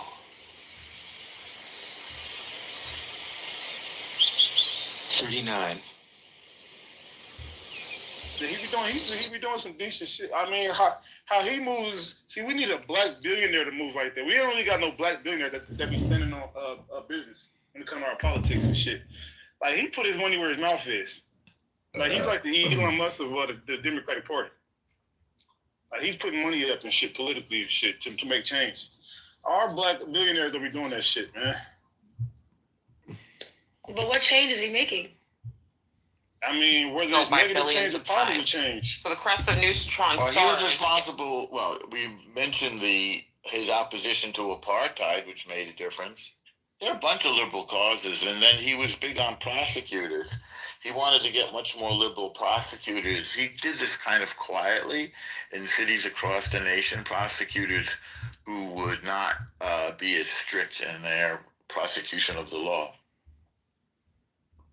Yeah, it didn't. I mean, I don't agree with everything he does. He's super far left liberal. Why is he anti-Israel though? I don't understand that part. If your family got killed in the Holocaust, and then you had to do what you had to do as a kid to not be persecuted. You know how you have that word for black folks who don't support black causes? That's what he is to us. But he's a billionaire, though. See, this is correct. It's one thing for people to just have an opinion about black people that, you know, but he's somebody that has political power. Like, he's somebody he can make change. He can change people's perspectives and shit overnight. Have you met him before? I have not, but my girlfriend worked with his wife, who's much younger than him, on certain art projects. He's a big philanthropist, and one of the things they do is they support art. My former girlfriend gave a fortune, I'm talking millions, to... George Soros he funded Black Lives Matter. I mean, he funded a lot of shit. He did the studio museum in Harlem. You got a girlfriend? Was she black or she Jewish? She was. Y'all be dirty macking and date our women too. I be peeping that. I be peeping a lot of Jewish dudes that be. Jewish woman. A lot of Jewish dudes be liking black women. Y'all be dirty macking. Like many of us, she was mixed Sephardic and Ashkenazi. So funny, she grew up with Ladino, which is Old Spanish that the Sephardic Jews spoke. So the Sephardic Jews, many of them moved to Greece, which is why I thought that King was a Sephardic Jew, but I looked up the kind of Romaniot Jew that he mentioned from Greece, which is different. And the can you spot like a cos? Because you know how like people be cosplaying as certain groups. Like can you spot somebody that's cosplaying as a Jew, and then like faking it. And then what questions would you ask them to confirm if they're a fraud or not? I mean, I don't really try to do that, but yeah, Marsha is. Yeah, that's a good question. But even a lot of you asked them secular Jews wouldn't even know that. Parsha is. I'm I'm telling you, most secular Jews wouldn't be able to answer that. I disagree. They had bar mitzvah. You'll say Barach and see what they say back. I'm telling you, the Jewish education is so low these days, they would not know. The only reason I know my parsha is Kitover is because I studied later on. If without the fact that I delved into Orthodox Judaism later in life, like I didn't know that as a child that was my parsha. I wouldn't have known. I guarantee if you ask kids today, like coming out of Hebrew school, what's your parsha? They don't know. Or they know, because they have to study it for their bar mitzvah. You have to study it. That doesn't mean they know the name of the portion. I'm telling you, I didn't know the name of the portion. I know it now. Parents are responsible to give their kids a good Jewish education. Yeah, but even the reform, poor parents. Even poor parents. I went to a very nice school. The point is the reform and the conservative, both of them, they're not focused on real education. They're focused on memorizing the Haftorah so that you can get through your bar mitzvah.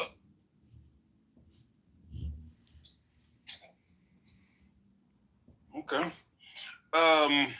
Mike, what up? Why you keep changing your name every day? John, what's up, brother? You want to speak? Yeah, I just want to say that the government is going to reopen soon because Trump is so magnanimous that he is willing to continue to borrow and spend so we can, save all these huge federal employees, their salaries, their pensions, and just keep the flow going. But, I hope everybody here has a great Sunday. Bribery, man. I think they use that government shutdown so people can come out in mass. This is why Democrats won across the nation this last election with Mondami and shit, man. I think if the Republicans would have won or in these certain states and shit, I think the government shutdown would have lasted longer. This was like a political bribe, man. Not only do I think that. No, I'm saying Democrat was. Oh, wait, I'm sorry. What'd you say? No, I was saying, I not only do I think it was, but I hate how it was so easy to grab the people and just sway them every which way and fearmonger them into, oh my gosh, what are we all gonna do? This happens every time. The government gets shut down, everybody goes in a frenzy, people start worrying about what they're gonna do. Everyone else starts pointing the finger, and it's a plot. It's a scheme. It's a fucking scheme. And I hate to say it, like, I will never forgive the way black people have acted in the last, 2 years. 3 years, I will never forgive a lot of y'all for the shit that y'all have said, the things y'all begin to believe. Wait, can you elaborate on that? I'm just gonna give this most recent example. Like, all of a sudden, we got this pool of black people who are like, oh my gosh, good food stamps are going away. Like, most of these people on food stamps are y'all fucking grandmothers. Most of these people, and then y'all cherry pick which these type are of minorities, man. I get it, yeah, minorities. But my point is that y'all cherry pick which parts of the government y'all want people to use. We're talking about HUD, welfare, WIC, goddamn EEC, which is child care under the Department of Education. Like, the way I've seen black people attack individuals who need government benefits is fucking bananas. Yeah, I don't respect that. It's bananas, yeah. Yeah, but I think most black people, it was because I was seeing a lot of shit online that when people were saying shit about black people on welfare, it was a lot of AI. Like, I'm gonna keep it real, bro. If this is the early stages of AI in 2025, I only can imagine what this shit gonna look like in 70 years, 75 years. No, this wasn't AI though. Like, these were people who making the Facebook post that goes viral. And yes, this may be a minority. I'm not saying that it's a majority. I know I've seen otherwise, but like I said, I'll never forgive the group of people who did. So I don't know why we're pointing out that this is minority. I know that. Lou, this is John. I'd like to ask a question. Can you wait till I was finished? Oh, sorry, Mike. Go ahead. Yeah, when I mute my mic, that's an indicator that I'm finished. Fuck you, ladies. Most of the time you keep on telling me there's a problem with you. Oh my God. Black men. Hold on, John, calm the fuck down. Mike, continue. So just to land my point, like I said, the group of black people, minority or not, who came out in the last 2 or 3 years, stigmatizing, stereotyping. That's wrong with it. Why you put yourself in that position? Don't put us there. We black man. The problem is black man. So what do you want? I'm asking you now. I don't want anything anymore. Wait, Johnson, can you shut the fuck up? Mike, continue. I apologize. No, that was it. It was just that I would never forgive that pool of black people who behaved that way, whether it was a small group of them or not. Y'all never be forgiven ever. The fuck. Yeah, we see me. I don't like to keep people when they down because usually people that's on that are women and children. So but yeah, I didn't have no critique, and most people that's on there are white people. So right. I don't understand. And that's why I said I hate the stigma that they try to create, where it's all about the black. You know that welfare queen shit happened under was that Reagan that happened, or the fucked up stereotype of the welfare queen? They try to yeah, I think it was Reagan. I think it was Reagan era. Take the shit out to recycle it. Good job. Hey, I got a great question for the room, if I may, moderators. What do you think, brother? So if you look at my PTR, that's my mother and I at Abraham Lincoln's tomb in Springfield, Illinois, where he's buried with his family. And my question to you is, in 1863, Lincoln borrowed and created the greenback, which was a federally printed note. And it was the first time that was ever done in history because he didn't want to go to the European banks and pay 30% in interest to fund the war. So he created his own debt instrument with no interest rate. My question to all the moderators and the beautiful speakers here and the audience is, this country's $37 trillion in debt, 38.2 trillion now, plus 100 trillion in unfunded debt liabilities. That means we are all technically on the same boat, which is a boat full of debt and taxes for future liabilities. My question to you is, do you think that cutting off big pharma and the military-industrial complex and keeping Social Security benefits and SNAP and other social welfare programs is the way to go?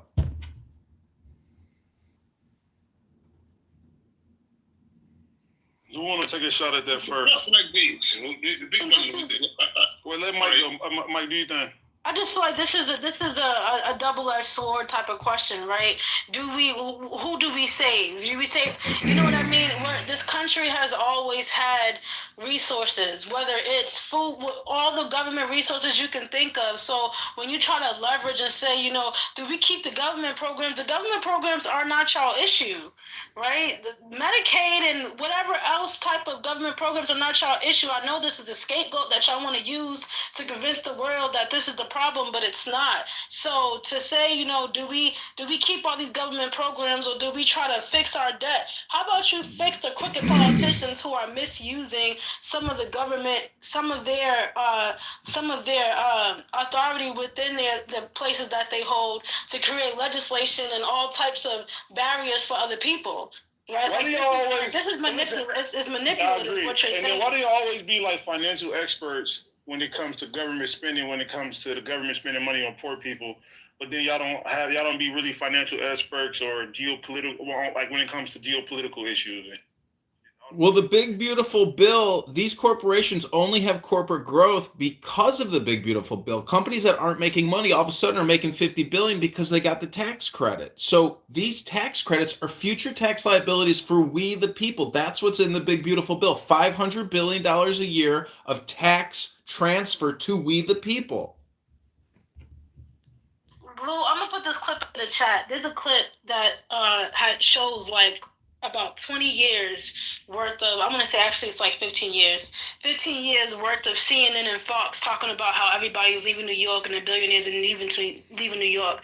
Then it goes to 2025 and it talks about how the amount of millionaires in New York has risen. So it just shows like this.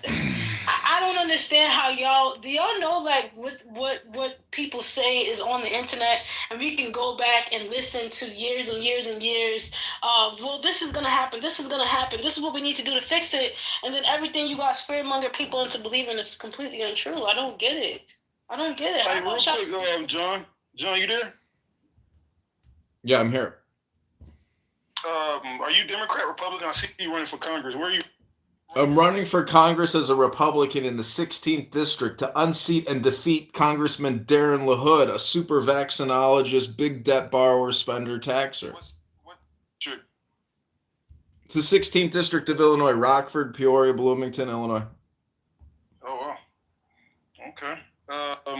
Wait, so are you running? You're running in the up and coming next year? Yeah, the primary is March 17th. We just submitted our petition packet and we're on the ballot for March 17, 2026 to defeat and unseat the super borrower, super spender, super get your vaccine or the scamdemic never ends Darren LaHood. What's your thoughts on immigration in Illinois? Venezuelans, all of the stuff that's going. Hey, hasn't Chicago specifically been Democrat since I think it's the longest. Like I think they've been Democrats since 1930. Some crazy shit. What's your thoughts on Chicago? I have an original banknote prior to 1913 issued by the Republic of Chicago. This city was a republic in name until the Democrat scam took over, and they have ruled with the mafia and through voter fraud nonstop. There's a huge criminal element in Chicago in the government. I know about the Italian mafia, Chicago outfits. They control a lot of the judicial politicians and shit. What year was that when you said that there was a Republican and it changed and then they gave up the city to? All the way from the time of Abraham Lincoln, from 1860 to 1920. And, once unions came in, the Republic of Chicago started getting dismantled little by little. But Rahm Emanuel, a political operative, sold our parking rights to the Abu Dhabi Investment Fund. Now in Chicago, you get towed and ticketed and red light camera and speed ticketed. It is costing people thousands of dollars a year. They boot your car. You have to go to Chicago pay facilities. The mayor of Chicago, Brandon Johnson, is at the head of the Chicago teacher union scam. 75% of our property taxes go to supporting communist, Marxist agitators and propaganda pushers. These people don't teach children. All they do is protest every day, all throughout America, DC, Chicago. These people don't teach kids shit. They are political operatives, sucking. They are parasites. And all of us are the hosts of these Marxist communist parasites. All right, let Sean disagree. Sean, do you think? Cook him. Oh no, you can sound real angry. So I was just wondering, like, since you're so in opposition to taxes and all that, are you completely okay with the permanent corporate tax that was actually a part of the big beautiful bill? No, I'm opposed to the tax credits in the big beautiful bill. Apple is the #1 recipient at $50 billion. Then there's Microsoft and Nvidia and BlackRock and Pfizer, Moderna. Everybody gets tax credits. $500 billion a year to we the people, transferring it to our AGI, our adjusted gross income, and our personal income. This is insanity. We can't continue spending money by giving Fortune 500 tax credits. This is insane. It's unethical. There's no great integrity or virtue in doing this. We can't keep contributing to the borrowing and spending and taxing of we the people. So how do we resolve when a system, if you know economics, you know the system was designed on debt. The system only works because of debt through the Federal Reserve System. So how do you as a politician propose to get us from an economy that's built on debt to something else that I guess you have a vision for how we evolve economically? One question to you big man. Are you capable? Wait, hold on, Big Neck. Get the fuck down. She asking John, do you think? Well, as I discussed earlier, Abraham Lincoln, our great American president, he issued the greenback in competition to European banks. The Federal Reserve is not just a banking system for the United States. It is the de facto global banking system. The Federal Reserve window is in all major countries, because if countries need to liquidate their U.S. treasuries, they go straight to the Federal Reserve window.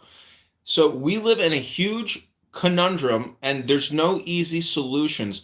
It's my opinion that the three biggest expenses are Medicare, Medicaid, the military industrial complex, and Social Security. I believe that the middle pillar is the Social Security. We have to limit big pharma, Medicare, Medicaid, and the health insurance corporations from sucking at us, we the people. They are parasites. We are their host. And the military industrial complex, which is engaged in international military policing and regime changing and civilization building at the expense of we the people. So I'm running to help liberate the state of Illinois from corrupt politicians and corrupt federal politicians in the Congress and in the Senate. They're a bunch of can kickers. All they care about is perpetual debt. We're now $38 trillion in debt. And, you know, Donald Trump is not a libertarian president, but God bless Donald Trump and God bless America. So you mentioned, of course, the whole currency situation. At any point in time right now, any community can come together and create their own currency. One of the most famously one known is the Ithaca Hour. One of the reasons why individual currencies like the greenback were eliminated is because at one point the entire country was flooded with individual currency. Any organization that could create a bank could create a currency.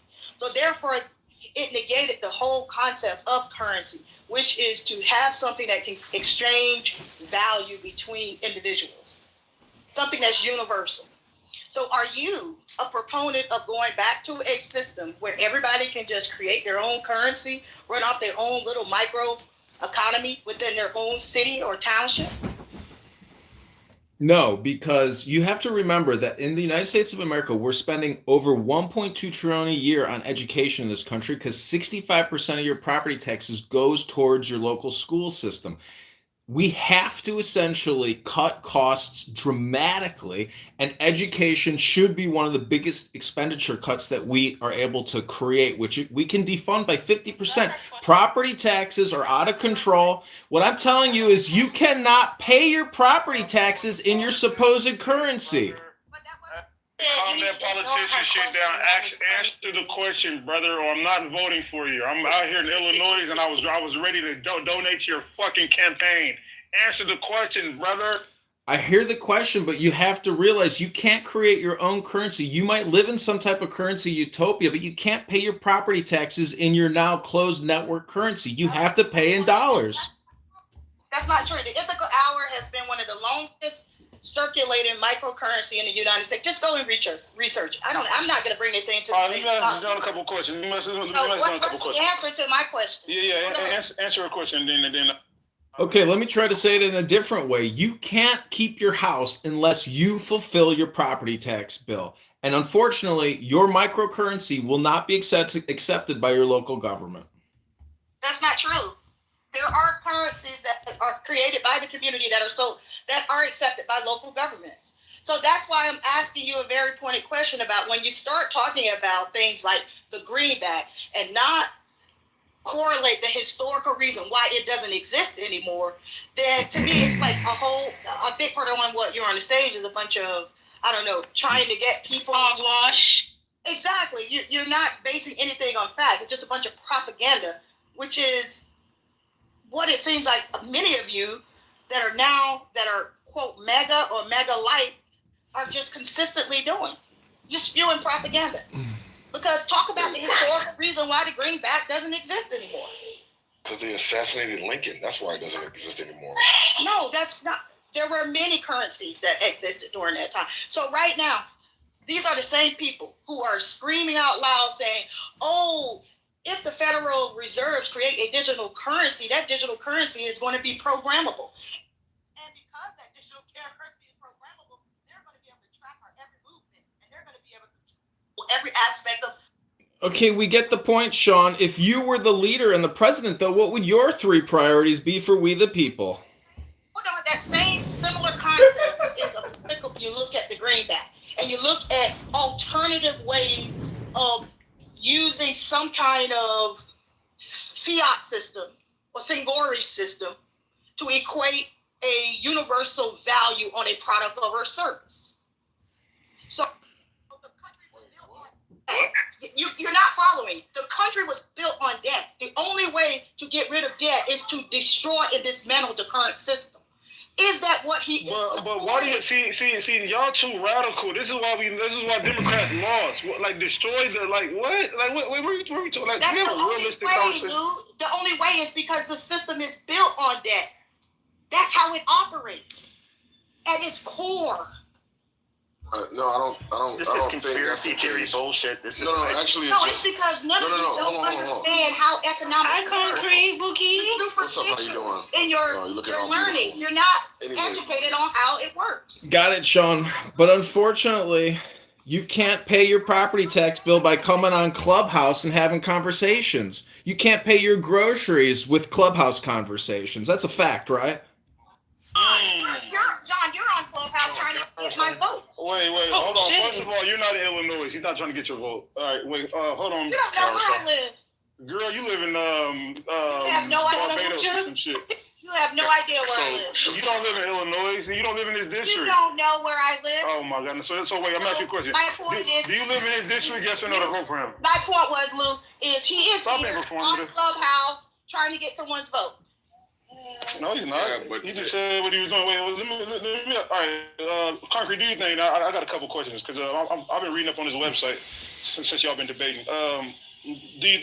All right, I appreciate that, brother. I heard Sean giving a passionate speech about greenbacks, the Federal Reserve, and debt, right? And I think his concern about the digital currency was surveillance and governmental overreach. And you said the same thing occurred with the greenback. And I don't think the same thing occurred with the greenback because it wasn't digital and it couldn't be used to surveil us. Now, please tell us why digital currency that would be used to surveil us and control us is the same thing as the greenback. Please and thank you. That's not what I said. I said the concept of it.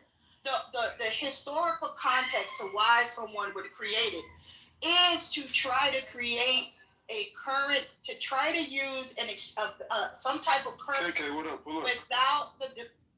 Okay, I'm done. Lou, you keep cutting me off, but okay, I'm done. I'm just telling somebody to come up. Just continue. It's not that deep. Oh, no worries. I just thought you wanted to say something. No, just tell somebody to come up. It's a create a system so you're not indebted to X, Y, and Z.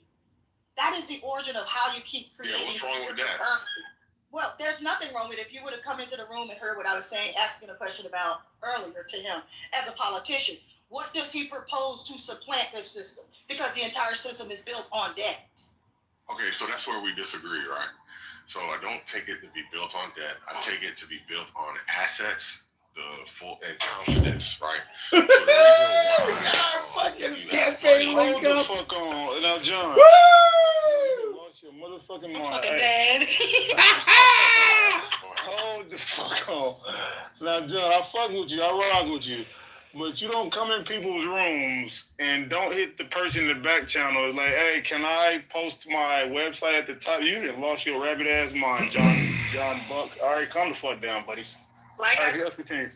Okay, so the debt that you're talking about is the debt that, or the structure and way like currency is created. So basically, the government issues a bond, then the Federal Reserve John's buys getting that some bond, press. and then they John issue Boy's a getting currency some to, press. or they issue dollars to the Treasury. The Treasury then distributes it to the throughout the system, first through the banks, and then the banks distribute it to the people who they deem credit worthy, right? Which is going to be other businesses, other people.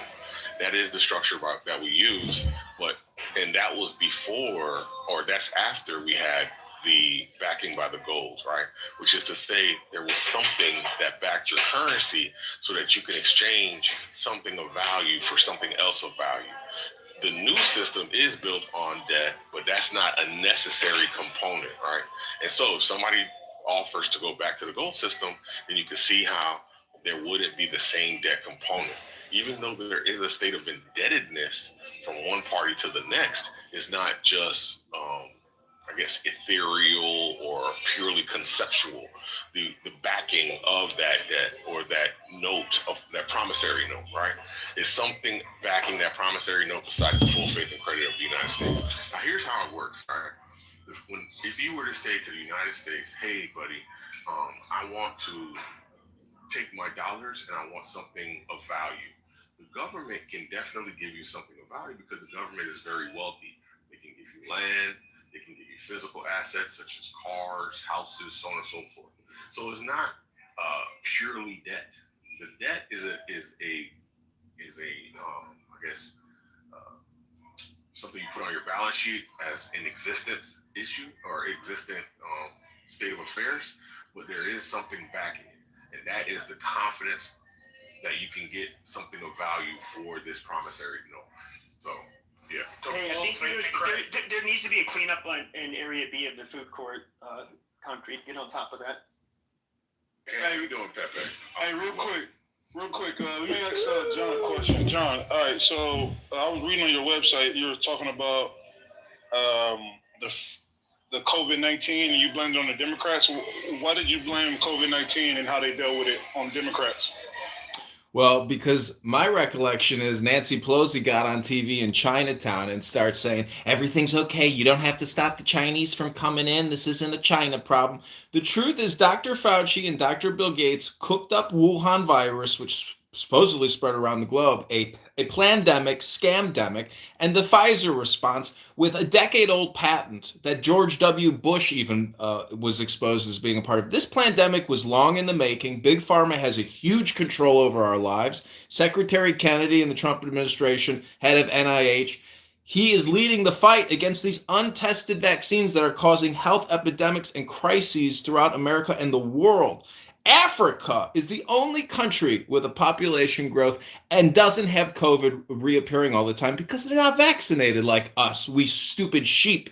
That Mark Zuckerberg put Dr. Fauci on Facebook every day telling us, you gotta vax up or this pandemic will never end. You all know it's a scam by now. The research is out. It's extremely dangerous to put spike proteins in your body. And Justin Trudeau, the head of Canada, puts his little needle in his arm and says, I got the COVID-19 vaccine and now I got the flu shot, everybody.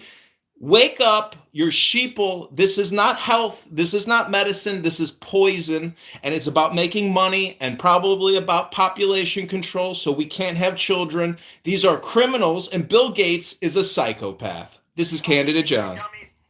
The only thing you dummies did by getting that Jew flu shot was make Mr. Sheckelstein rich. You guys are fucking retards. Oh my God, did you just say Jew flu? I'd like to add something to the conversation. I think I heard somebody say, like, it was because of, they're blaming it all on Democrats. My only question is to you, who was responsible for Operation Warp Speed? So, I mean, in regards to the development of the first COVID vaccines and the acceleration of the process with or without human trial testing, right? So there was only, that didn't happen during a Democratic presidency.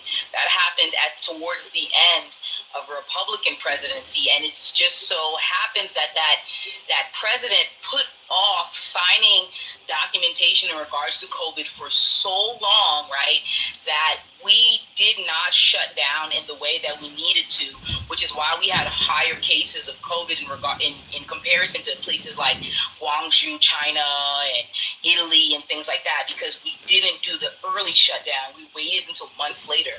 And then that very president, under a very Republican presidency, right, left office after Operation Warp Speed. I want to see your dick under my Christmas tree. Yeah, stop. Yeah, move that Punjabi down. But I'm done. Yeah, Operation Warp Speed. Who created that? You don't think that was largely... Why y'all bring him back up? Come on.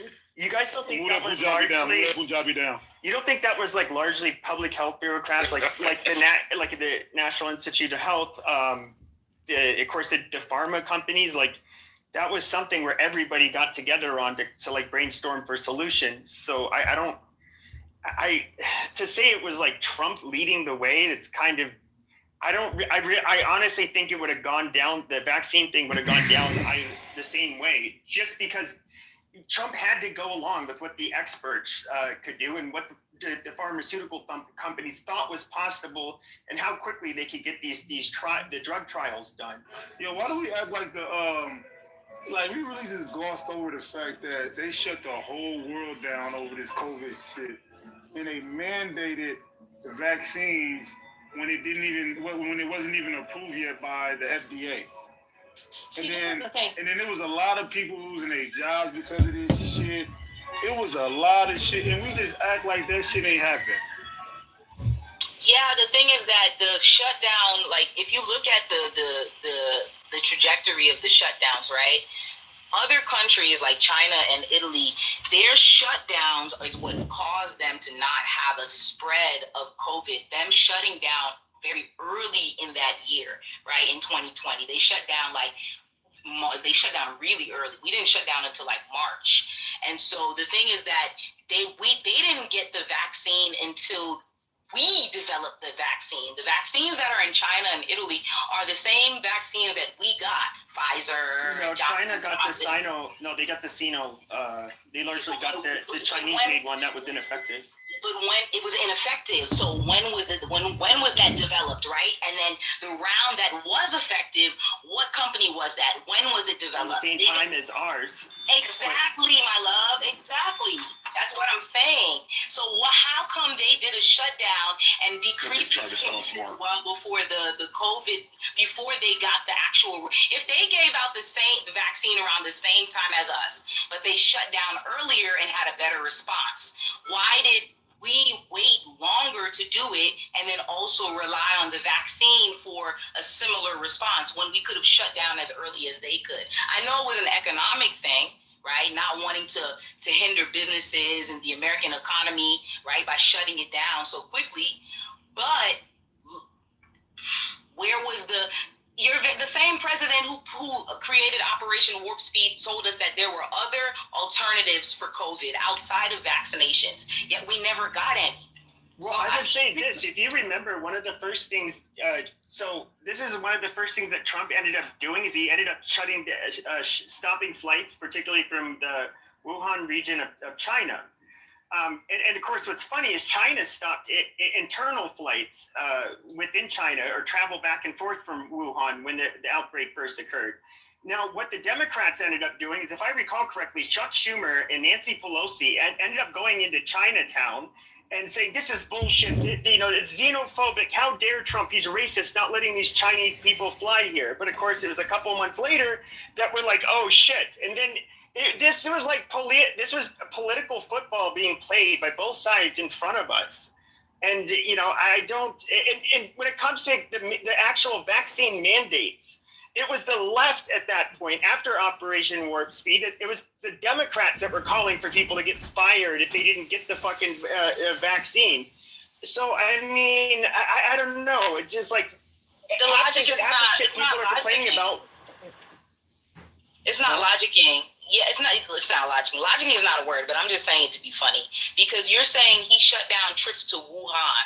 If you look at what country had the largest demographic of COVID cases, it was America. So shutting down trips to Wuhan when you needed to actually do something amongst the American public, American citizens, right? Because we already had developing cases. The amount of people traveling between the United States and Wuhan is very small. Very, very small. Right. Sure, but what was it? But nobody knew the extent or how deadly the virus was. China was silent on it. If you remember, because you brought it up earlier, I believe, Italy was when it ended up basically wreaking havoc in Italy. That's the first time, because they have an open and free press, that the world actually got to see how devastating the illness was. We had no idea until Italy, and it was within weeks. It ended up just fucking hitting New York City and a lot of places really hard here. I agree with those sentiments, right? Italy and China had some of the first active, as far as responses to COVID, but they weren't the countries that were devastated the most with COVID. It was the United States, it was India, it was France, it was Germany, it was Brazil. Those were the countries that had the most cases of COVID vaccines, right? It wasn't Italy, it wasn't China. So I understand your sentiment, but what I'm saying is that the policy changes and the shutdown needed to happen as early as Italy and China did, even though they weren't hit hardest with COVID. Listen, I hate to break the bad news to you, everybody, but the poison is in the vaccine. The COVID-19 virus is not the problem. The vaccine is the problem, everybody. Wake up. Big Pharma's not your friend. Your local congressperson isn't your friend. They want to tax you, they want to kill you, and they want to sterilize you. What was you saying? because I wanted you to finish your statement. Oh, I was just saying that like it's so the original thing was like, okay, one of the gentlemen mentioned Democrats being responsible for the COVID vaccine. My whole point was that the development of the COVID vaccine and the president that pushed the COVID vaccine, right, who helped push it to the public before it was ready, wasn't a Democratic president. It was Trump. It was during Trump's presidency. Now, and even more so, right, if Trump was against the vaccine, if he listened to the people around him, he would have taken the same measures as China and Italy by shutting down earlier. He put it off for so long, the shutdown. We shut down last. Then the vaccine and all of that stuff. He waited until the end of his presidency to sign documentation in regards to Operation Warp Speed, and then he dipped. That's why it looks like Democrats are responsible for it, but it's not. They're not. They're one and the same coin. Trump only signed and set up what Biden orchestrated. Simply. That's it. It's not about Republicans or Democrats. It's about big pharma making trillions. The HEROES Act, the CARES Act, these are multi-trillion HR acts that all Republicans and all Democrats voted for simultaneously with no hesitation, because big pharma has 10 lobbyists up every congressperson's bumhole, and that's how things get done in DC. It's a huge scam, and many of you on this app are actual participants and profiteers from COVID-19. Not just the triple P loans, but I'm talking there are some fugazi doctors on this app. And we all know Dr. Copeland, that hardcore American hero, that army superhero. Wait. We don't speak on people. I can bring Dr. Copeland in, and then I will allow him to debate you. But he's not in the room, so... Wait, watch him out. What's the bottom of Dr. Copeland, John? He's a low IQ chiropractor running around Afghanistan giving poison to his fellow soldiers. He's no patriot. He's a fugazi doctor, and I challenge him to a debate. Can I say something? Who's a chiropractor? I got Dr. Copeland's number. I ain't gonna lie. If you beat Dr. Copeland in a debate, bro, I'm donating to your campaign. Hold on. Copeland is undefeated. Undefeated in debates. Hey, Lou, Copeland is not a chiropractor. He's a geneticist. So let's not have. He can be both. He can be both. He's being funny. Like, we didn't have to get the correction. We know what he is. No, we got to get the John correction. is being funny. Let's correct it, because people don't know. Yeah. People don't know. A lot of people probably don't know Dr. Copeland. So yeah, he's not a medical doctor. He's a PhD. He's a geneticist. He's not a medical doctor. Whatever, like gripe you have with him, don't present it with misinformation. Oh, it ain't misinformation. He's a bullshitter. That may be. Accurately represent him if you think that. Well, get Dr. Copeland in here, Lou. Okay. I'm texting him right now. Hold on. He's a geneticist. Okay. So but in any case, let me ask this question, Lou, real quick, before you go. And it's just a question anyone can answer. Wow. Does anyone know what the hesitancy rate was among Black Americans towards the vaccine? I'm pretty sure it was super high. Yeah, it was super high. I'm pretty sure like 80%. No, it wasn't that high, but it was very high, like something like 60%. But in any case, why do you think Black Americans are willing to vote for the party that was like doing everything they could to make the vaccine mandated when so many Black Americans was against the mandate? Like, how do we connect those two? Can you ask that question one more time? Hold on, real quick. Why do you think so many Black Americans align themselves with the political party, namely Democrats, okay, that was attempting to make the vaccine mandated, okay, when so many Black Americans were actually against the mandate? I mean, that's not politics. There's a shifting, there's a reorganizing of American politics right now where Black people are systematically moving towards Republican. So that statement is that us voting Democratic is historical, but it's not current, because there is definitely a shift that's happening, and it's happened about 6 times where they shift us from Democrat, Republican, Democrat, Republican, right? But it is so. I mean, I think that question is interesting but I don't think it aligns with the current politics that we have. I would agree with you. There is. Hold on, let me respond to her for a second. Yeah, I would agree with you. There is a shift that's transpiring in the U.S. since the pandemic. So I would agree with you, but I'm just speaking in general that party that was targeting blacks, and that was really advocating for the mandate, and not only advocating for the mandate, but was advocating for the exclusion from societal norms if you refuse to get vaccinated. That's the party that did that. That's their motto. Okay, that's how they operate.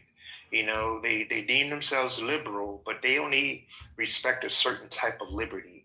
But when it came to things like that vaccine, they were real demanding upon that.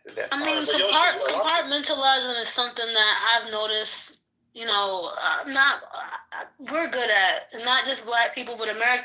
Like, big compartmentalizers, being able to put certain things in a box and be able to just cherry pick off certain things. So, I mean, there's a plethora of reasons why they would continue to vote for a party that they were in opposition to when it came to the COVID vaccination. I mean, some people could call it herd mentality. Some people could just...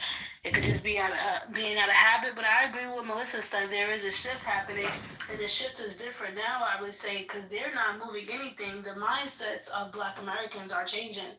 So we're now not dealing with just people shifting because they're being, radicalized, or being fed propaganda to follow. They're actually having these critical conversations and changing their mindsets and how they look at politics and how they discuss them, even on a micro level. So that shift is happening, more now than ever, for sure. For the right reason, I would say. Yeah, and I think it should be a policy-based shift versus just. For sure, I get the big shift. Yeah. Look at the quote that I just put in the chat from George Orwell. It says, it was always the women, and above all the young ones, who were the most bigoted adherents of the party, the swallowers of the slogans. Like, you just keep jumping off mic while somebody's talking. It's called autism and white privilege. Wait, Yoshi, Zara is your twin sister, for real? That's my twin, man. Hey, twin. Hi, everyone. What's up? I'm seeing your twin, boy. How you doing, Queen? I'm not Muslim, I'm Jewish, but hi. oh, that's really a sister. Wait, why I say it says Torah after dark. Okay, my bad. That's Are you a Muslim? I mean, you're an early twin or spiritual twin? That's a friend of ours. What is that called? YouTube channel. Are you American? Yes, I'm American. Where are your grandparents from? My grandma. Someone's a real Jew. My grandma was born in the DR. Her grandma was born in Portugal. Her mom was born in Israel. My dad was born. My dad, and as far as I can go back in his side, Black American. Wait, she really your sister, bro, or are you joking? Because I don't know you to be a liar. Why are you so confused? He's on the phone. Is this really your sister? Because I don't know you. That's eternal sister or spiritual sister? That's my spiritual twin. Clubhouse sister. Okay. Intellectual, spiritual. Is she a good debater like you, or? Man, don't put that on that nigga. I think hey, watch your mouth, Concrete. Like, y'all know he hate nigga, bro. Come on. You just met me or something? I'm not supposed to remember everything, bro. Well, you better remember that. I won't call you a nigga. There you go. All right. Nigga ass nigga. That was a joke. Go play it with a blindfold on. Don't play with me. It was a joke, bro. Stop being so self-righteous. Okay, nah, I'm just right. Okay? Now, so in any case, look, as far as her debating skills, she's beaten me in a debate once, so that says a lot. I am surprised. Oh, that's easy. You told everyone that. Wait, she beat you on what? Wait, what? Was it had anything to do with the Torah, or? Yeah. We don't talk about it. Yeah. Dang, yo, we don't talk about it. We don't talk about it. And we agreed. We shook hands. We hugged. All that's over. But I just mentioned it. Yeah. Excellent. Shout out to Black American excellence. Very knowledgeable, fact-based, a plethora of knowledge on a plethora of subject matters. Just put it that way. I want to give a shout out to Lou. Lou, I want to thank you, brother, for being an inspiration and a reminder to fast. I did 4. Did you do it? Days last week. Oh my shit God. was phenomenal. It's hot, bro. It's hot. I was talking to my mama about it today. That shit was tough, huh, bro? Phenomenal. Yeah, it's tough, but it's so worth it, bro. Bro, it's like you a new person, bro. Oh my God. It's like you a new person. Wait, so did I inspire you to do that, brother? Bro, I've always done it. Like once a week when I'm really stressed out. Obviously you don't want to eat when you're really stressed out. But you did inspire me because you brought me back to it when you told me about the 7 days, the 14 pounds. You talked about that months ago. You talked about that a couple of weeks ago. And I was like, look at this nigga. I think I'm gonna try it. I'm gonna see what I could do. It was probably one of the toughest things I ever did. 7 days, all water. I didn't do no electrolytes, nothing, just straight water. But you gotta get a specific water. You gotta get a specific. You gotta get the Mountain View water, the Mountain spring water, man. Yeah, the Mountain View spring water from Whole Foods, because I tried to do it another time and it was just regular bottled water and shit, and I was struggling. So you gotta get a specific type of water. Mineralized. You know what I do? You know what I do? When I struggled on day 1 and 2, I just go home. I'm out in the streets. Mountain Valley. That's what happened. Yes. See me, and I was active. I was moving around. See, day 4 is the hardest day. That's crazy. That's when you stop. That was my hardest day. For the first 2 days was smooth. Day 3 was I'm at the sports book right now. I did it for like 4 days. I'm not gonna lie. That if you stay busy, like if you keep a busy schedule, shit, you get up in the morning. By the time you get home, you be too tired to eat. Like I did it for like a good 4 or 5 days, but I was like, nah.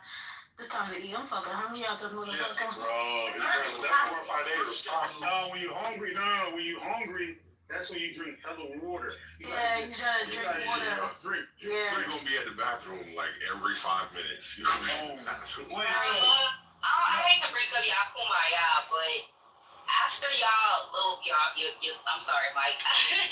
after the fast, I would like to suggest, if you want to live your absolute best life, get at least 2, maybe 4 cups of raw fruits and vegetables in your diet every day. Like eliminate lunch. You shouldn't even eat dinner after. You gotta slowly. You gotta eat fruits or like some small in portions, and then like over a few days, then you eat like a dinner. You don't eat dinner as soon as you break the fast. Yeah. So when you're coming off the fast, you're 100%, 1,000% right. You should definitely start slowly and start with like the food that has the most water intake, which is going to be the fruits, and then leafy greens, and then like your more cellulose having greens like cucumbers, celery, and things like that. And then you work your way towards. So you're saying cellulose. Cucumbers, celery, the thing is that the difference between them and leafy greens is that they have a lot more cellulose, right? So that's fiber. So that fiber is tougher to digest, right? So when you're looking at fruits and vegetables, you want to eat your food. Now, it's not going to be perfect every day, but you do want to eat according to density, right? And so you want to eat the foods that have the most water in them first, right? And then towards the end of the day, so you might actually put your cucumbers and your celery with your fruits and things like that, right? But towards the end of the day, which is the most common mistake, that's when you have your heavier foods. If you're a meat eater, you have your meats, you have your grains, your legumes, which is like your chickpeas and your black beans and your things like that, nuts, seeds. And it's crazy because I've been in the fitness world for over a decade now, and we've been taught to do it the opposite, like eat your heaviest meal at breakfast, right? But it's strange when you eat according to density, and I don't know who you guys follow, but I do follow a lot of like raw vegan people who mention eating with the sun and eating according to density. And now you don't have to necessarily eat meat at night, but it's the one myth that I realized, right, is that they say don't eat at night, don't eat at night, don't eat at night. I'm gonna give it a buck with you. I eat at night. I eat whatever the fuck I want to eat. I eat when I'm hungry, right? But I do fast. But most of the people that I've seen in my career, right, and I deal with people who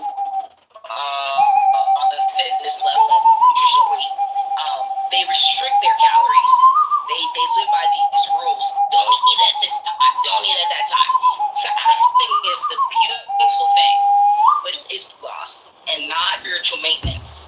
Fasting might actually cause you to hold on to more fat than you think.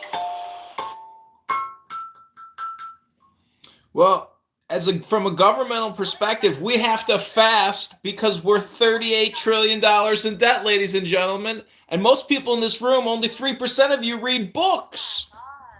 Have to be information for your campaign, no, right? Hey, I ain't gonna lie, I like John. Put a one in the chat for John, man. Seriously, hey, man, he campaign. As soon as he told y'all Republican, he Republican, y'all got triggered, man. John campaigning, man. I fuck with John. I thought he was a libertarian. He just keeps going. All right. Can I kumbaya a little bit more about fasting? The only thing I was going to say about the individual who spoke earlier, I didn't realize that celery, if you eat too much or drink too much of its juice, it has nitrates in it. And the nitrates can actually, when they mix with certain elements in your stomach, are carcinogens.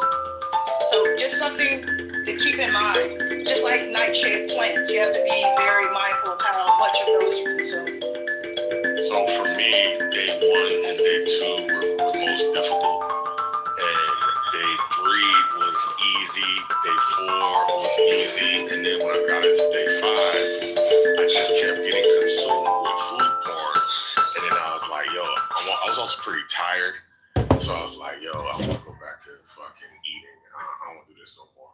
But I am excited to do it again this week. So if there's anybody who want to take the challenge, Lou, offer that challenge to do the 7-day fast. If anybody want to start it on Monday, Mike, you down for it? I'm with it. I ain't gonna lie, your vibe been different. Your vibe been different too, man. I like that. I like that. Some good black woman No, love. I still got the same nigristic vibe. I do feel better psychologically, spiritually, physically. It's awesome, bro. I encourage everybody to do it, bro. I love this. It's amazing.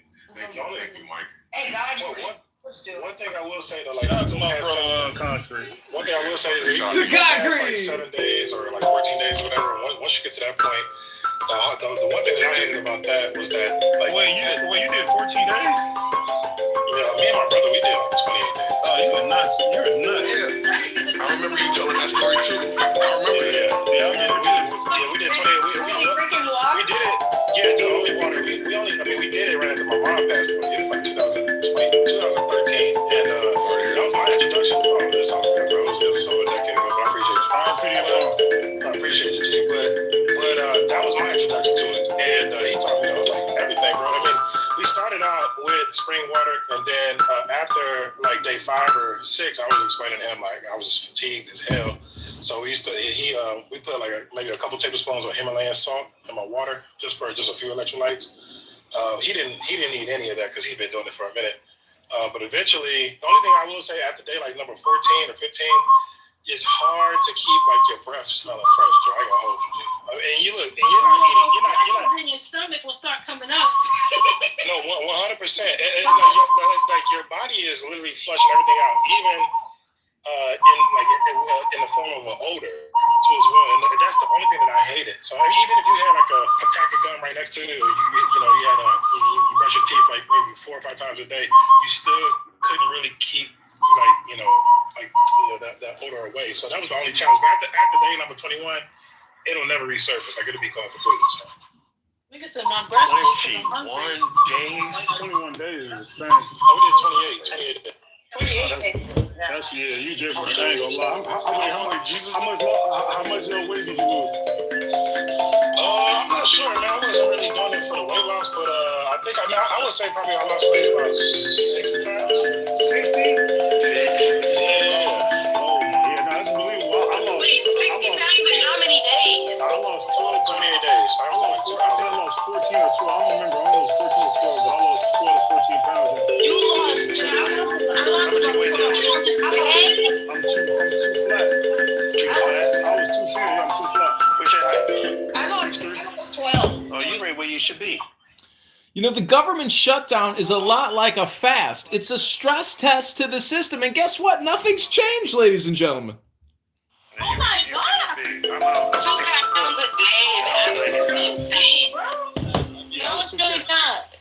2 pounds a day is actually normal. It's either the scam is these gym memberships. All you have to do is just fast and eat keep it just protein and fruits and vegetables, and you'll lose 1.5 pounds a day, literally. Or do the watermelon.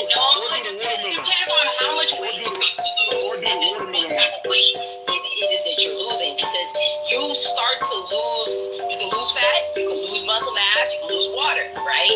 So 2 pounds a day, 2 pounds a day? Yeah, your body's basically burning the fat. Yeah, you're burning it. That's normal. Yeah, that's normal. Like 2 pounds for me. But did anyone else who did it, did they actually like have a lot of like lucid dreams? I got a spiritual awakening, man. I ain't gonna lie. I feel like I got like baptized.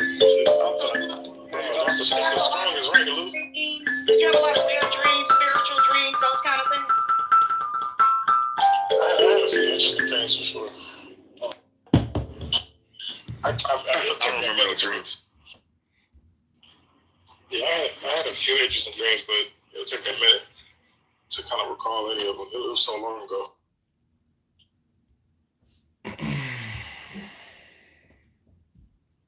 Y'all hear me? But Sean, you need to do it if you're worried about the benefits. You should definitely. No, I've done it. I've done it multiple. Okay, cool. Oh, multiple times. Yeah. I think it should be something that people can adapt.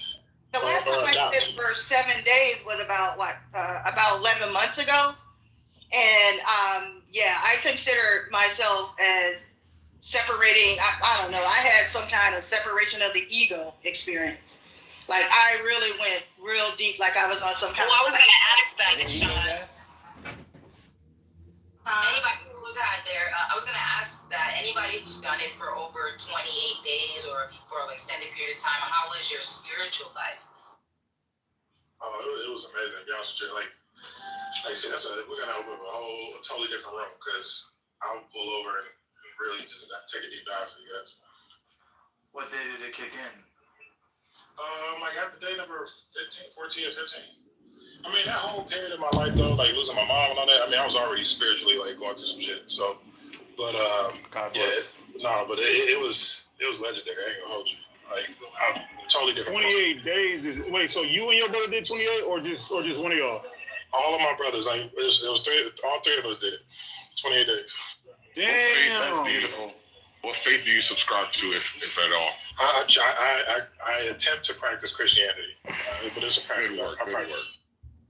Damn, 28 is legendary. Wait, so, because I know you're not, wait, so your first time doing a fast, you did 28 days? Because that's totally different than doing fast and fucking up in the past and then doing 28 days. So you did 28 days your first time? Yeah, bro. They was on me. Both my brothers, they was on me, bro. Like, they was on top of me, bro. Nah, you different, bro. I ain't gonna lie. You a different breed. Because my brother put me on the fastest stuff. He be doing it all the time. And he got inspired by some dude, I think it was a prankster on fucking TikTok. I guess he did 30 days straight. So he did 7 days. He didn't do it the first time. His first time doing it, he only did 2 days. Second time, he did 4 days. Third time, so it took him to like 6 times doing it to complete the whole 7. I did the 7 the first time I did it. But that shit was hard as hell. Because I was playing basketball. I was at 24 Hour Fitness hooping on the 5th day, like tripping. But yeah, I'm gonna tell you what. The one thing I will say. What kind of fast are y'all talking about? Y'all talking about all water? Yeah, all water. Oh, no. Well, I'm a periodic faster myself. I've been doing it over the years, and the best fast that I go on is the green juice fast, consisting of kale, beets, celery, carrots. Right, I drink that. Then I drink rosehip tea, green tea, and I drink water. And by the 3rd day, I'm in the euphoric stage. Abby, what's up? That euphoric stage is the most beautiful stage of the fast. I did a 21-day fast like that, and all my anxiety was gone. I felt like there was nothing going on in my life that affected me. I felt like my energy was like in another zone space. It's a very powerful place to be. The clarity, the sleep, you sleep deep. Your dreams are crisp and clear. You wake up energized all day. You feel light. You feel like you're above, like you one with the universe, man. It's just a powerful thing. Yeah, facts. Yeah, and on top of that, man, bro. Like the Why don't America mainstream never preach fasting to the masses? I don't get it. It's the oldest form of medicine, bro. It's the oldest form of medicine. Hold on, Lou. Let me ask you a question. Powerful. Why would America promote something that would literally cause them to not have as much health issues, not have as much stupidity, and not have as much violence? That would be like literally a recipe for fucking the destruction of America itself. Less sick people, less people fucking crashing out because they're actually in tune with their crown, and they're in tune with what they're eating and how they're living. Like, that's not what America's for. America's for hooligans. That's how it survives. Don't say that. No, I'm serious. Like, let's be honest. If America didn't have sickness, crime, and poverty, most of their GDP we would disappear. You gotta think about it. The courts, the police, the insurance companies, the doctors. Like, if we didn't have the sickness, the poverty, and the crime, then America really would not be as much of a giant as it is. That's what they make a lot of their money off of. I hate to say it. Can I say something real quick? Can I say something? Yeah, but you have to be careful with fasting because, so say you don't know your vitamin levels, right? So you go into a fast and you're having an assessment of your nutritional level, right? You could be deficient partially in some areas, and you go on a fast and further deficient, and you can cause harm with fasting. You can't play with that. You gotta take them cell salts. Well, what I'm saying is that you can literally die fasting if you don't know what the fuck you're doing and you heavily exert yourself. It really depends on the individual. Yeah, it's very different. You're on medication and shit like that. Right. You gotta know what the fuck you're doing, man. You got underlying health issues. Can I say something? Yeah, This is in the same vein as what Mike was saying about America and how they promote a particular system. And I have a theory, since we're talking about this. I have a theory that how we're not as violent as they like to purport and show us and make us think that we are. I have a theory that we are not as unhealthy or sick as they would like to make us believe.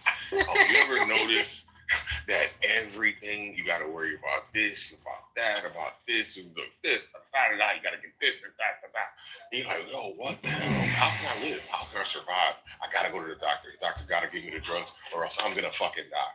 And I swear, I don't believe that we're that sick. And I think fasting is definitely a healing process. And to hear somebody who's doubting it. Anyway, fasting is definitely a healing process, both psychologically and physically and spiritually. And when I hear people say, don't fast, I say, okay, but God said to fast. So which one do I believe? Your fear about some mineral deficiency, or I believe in what God said? And if I go home, I'm going home. It is what it is. I said, Lord, I was fasting. You told me to fast, so I'm here for that. I think the reality is a lot of them, and they do have a shit ton of, first of all, the amount of sugar some people have, and of course, everybody's metabolism is a lot different. I mean, we are no doubt, just by the sheer number of obese people we have in this country, we are a pretty sick country. Our ancestors were not used to having this much sugary and fat-filled fucking foods constantly around. Like, they literally had to fight to eat, literally fight really hard to find food, that is. And it's a lot. Like they had to scavenge? Yeah, they had to hunt, they had to scavenge. They didn't have refrigerators, they didn't have preservatives. You couldn't just keep shit in a shelf. And it's the way we have it today, is not how our ancestors went through hundreds of thousands of years to survive. I think that America makes all their money off of ignorant people. People are just ignorant, and they're uninformed. And like John said, they do not read. Even when it comes to this election, even when it comes to what's actually happening, even with the government shutdown, all the facts have been presented, and people are still screaming and hollering at Donald Trump. I personally, I have to I don't know. It's just something where smart people just end up just shutting the fuck up because it has way more to do with Donald Trump. It has to do with the Democrats not doing what they're supposed to do on their side. They denied opening it up 15 times, but we don't want to talk about that fact. You know what I'm saying? Like it's just stupid. It's stupid. America makes money off of ignorant fucking people who don't know shit, and they just wait for someone to tell them where to go, what to do. They take people's sound bites, and then they just reiterate what they heard. And we all have access to information. It's the age of information. And the same thing happened with COVID. Shout out to everybody who did not get the goddamn shot.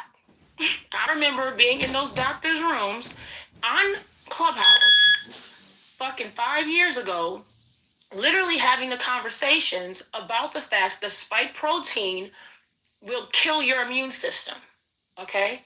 I mean, you can have logical conversations about this because if they put a spike protein in your body and your body cannot, your immune system is no longer working naturally, then you cannot even create the antibodies. You can't create it to become immune to it, and your body can no longer naturally fight what you need to fight, okay?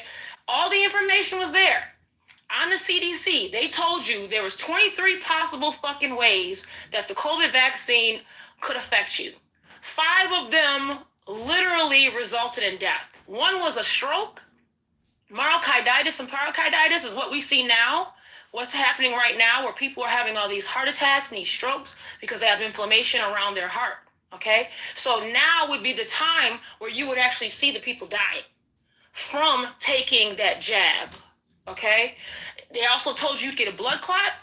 They also said you could, it was one other things, myocarditis, pericarditis, stroke, blood clot, and death. Death was actually one of the shits on the CDC. Like they literally wrote it on the website, all the different ways that this shit could fuck you up. So people with common sense, right? People who read, people who have intelligence was like, damn, if there's 23 possible outcomes and 5 of those outcomes means that I have a higher chance of dying between now getting the jab in 5 years, 10 years plus, because again, they didn't have the data to show what these vaccines were going to do. That was another thing that the people with common sense were saying. They're like, you know what?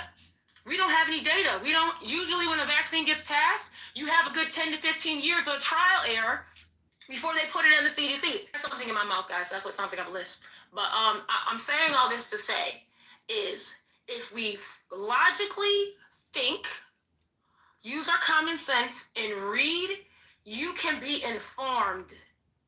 And when you're not informed, this is why the country turns into the things that it turns to, because everyone's just listening to sound bites instead of reading. But I'll land. So are you saying that the vaccine was not, okay, there is an elevated risk with especially with younger males, last time I checked, with getting the shot, but especially when it comes to like people 50 and above or comorbidities, I've never seen anything that showed anything other than that your risk of a severe complications to the illness.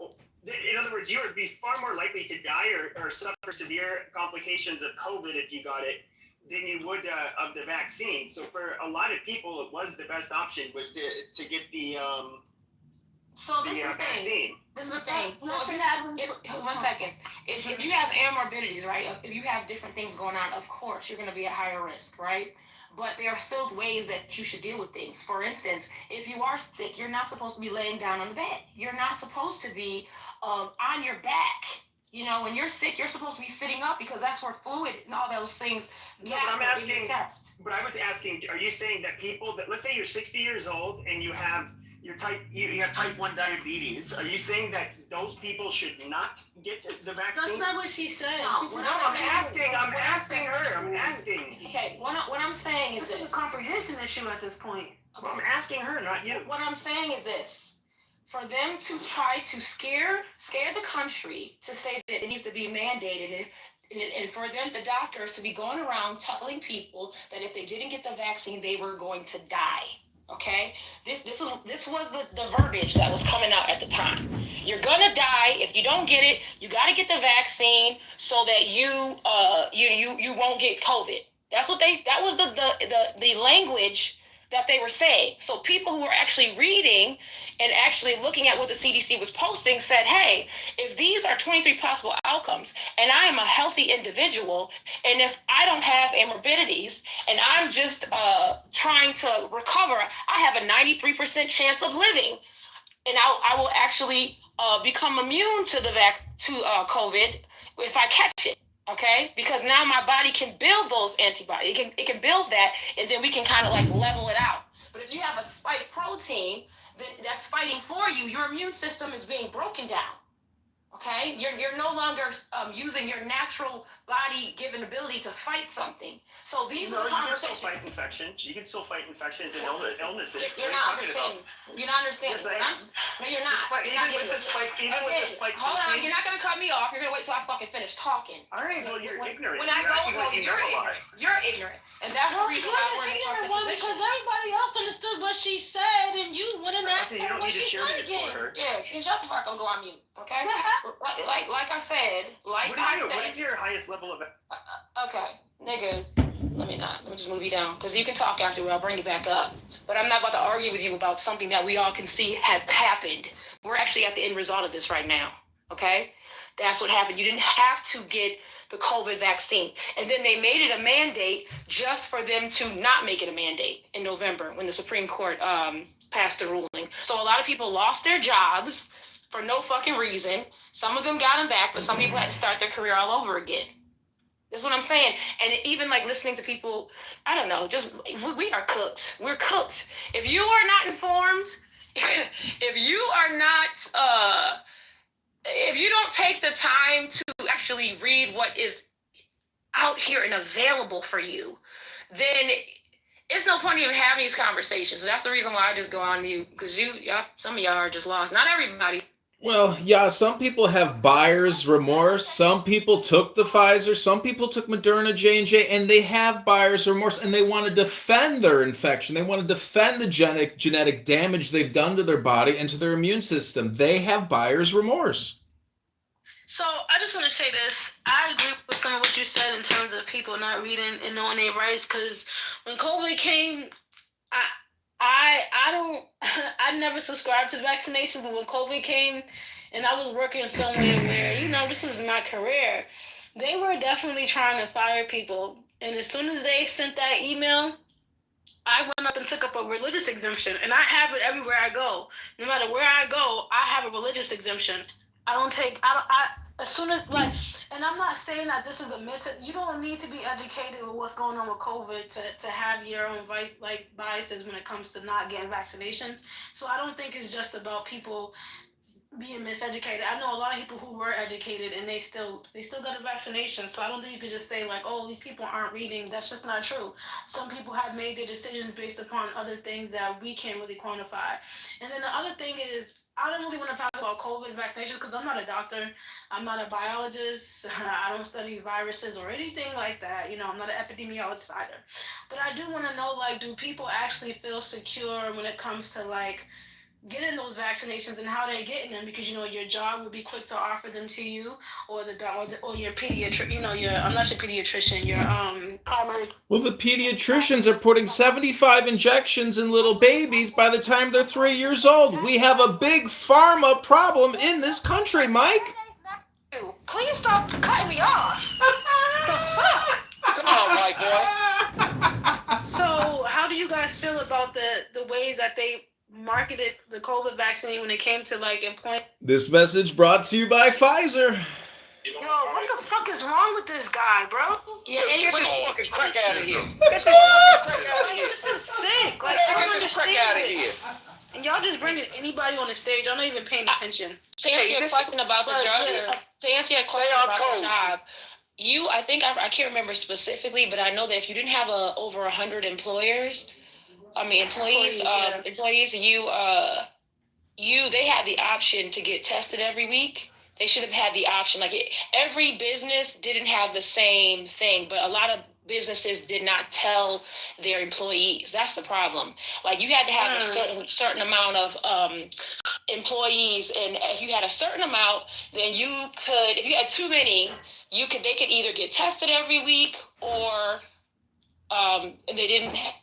The more people, it wasn't necessarily mandated, but the jobs did not tell the people. Well, you know, and one more thing on top of that, one of the ways that they marketed, which I hated at the time, you would have believed that it was structured. The vaccine itself was structured to prevent the spread of it, which is technically not how it was designed. It wasn't designed to prevent any spread of it. It was really just designed to, to protect you as an individual. Me at the time, I felt pretty healthy, so I wasn't really nervous about getting it. And also, I wasn't social at that moment just because I was on lockdown. So I went ahead and forego, getting any type of vaccination. But at that time, I was also dating a professor, and she felt some type of way that I didn't get the vaccine.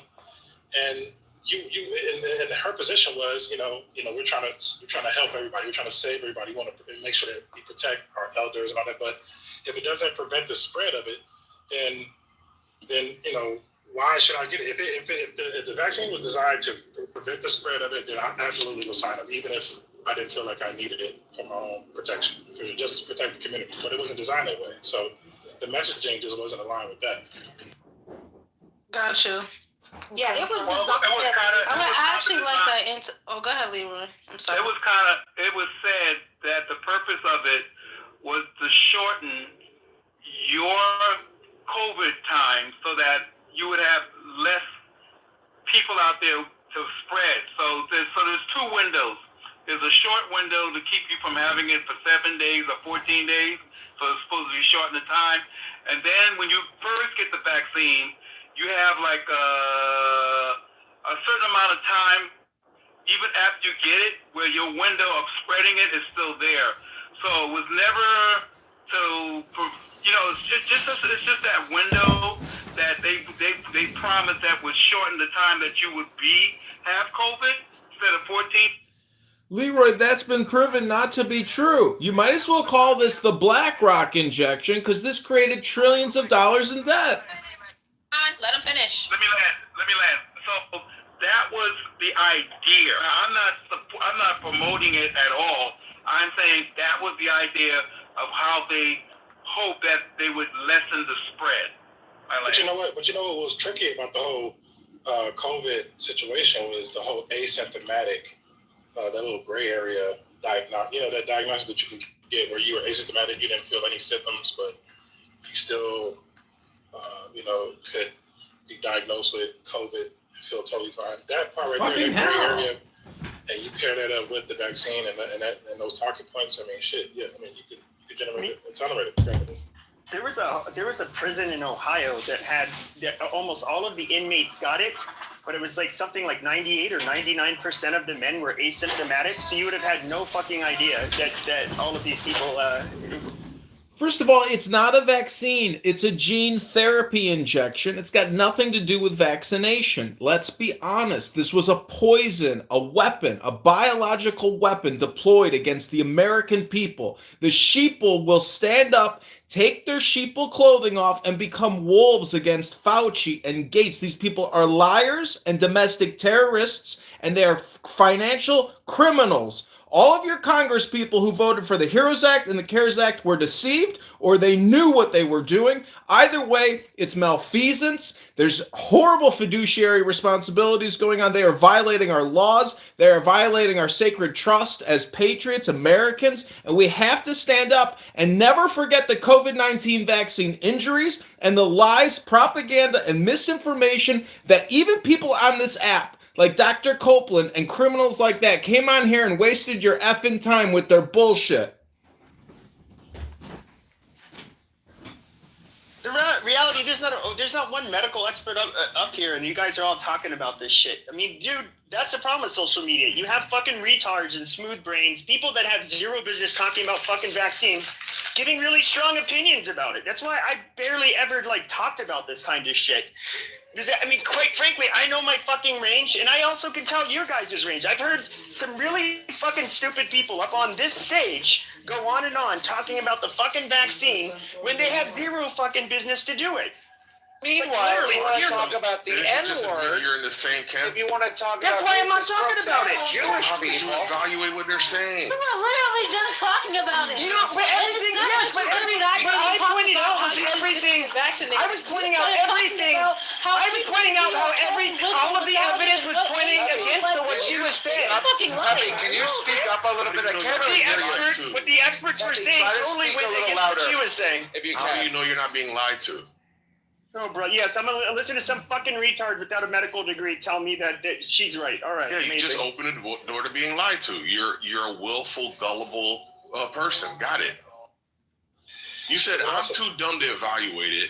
You're too dumb to evaluate it, but I'm gonna trust them. He's a fucking You just put yourself in a fucking serfdom. You're a slave, brother. Nobody here has the capability to really have to be able to discern whether or not the shit they're saying.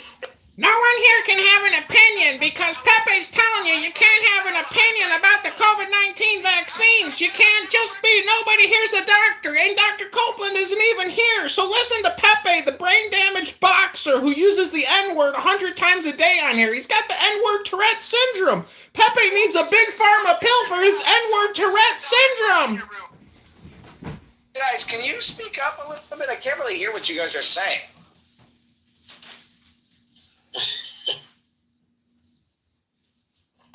And this here is why. Yo, I just got back. As soon as I got back, y'all turned this bitch into UFC. Let's continue. Hey, John, how you feel about Pepe? People like Pepe. And how can you get the black community to vote for you, brother? Because I like you, brother. Vote for John. Yeah, vote for candidate John Kitover in the 16th district. And if you'll let me pin a link for donations in your room, I'll pin the link. But guys like Pepe who come on here and gaslight and use microaggressions and use the N-word 100 times a day on this app, they need a big pharma pill to treat their N-word Tourette syndrome. He is a low IQ boxer who has had his head bashed in 100 times, and he comes on here to fulfill the void in his life. He comes on here and says he's suicidal. He doesn't even care if he dies. The man is a low IQ gnat. He's got the IQ of a gnat fly, and everyone here should disregard him for being a low IQ schmuck. I am complete. All right, Pepe, you want to respond?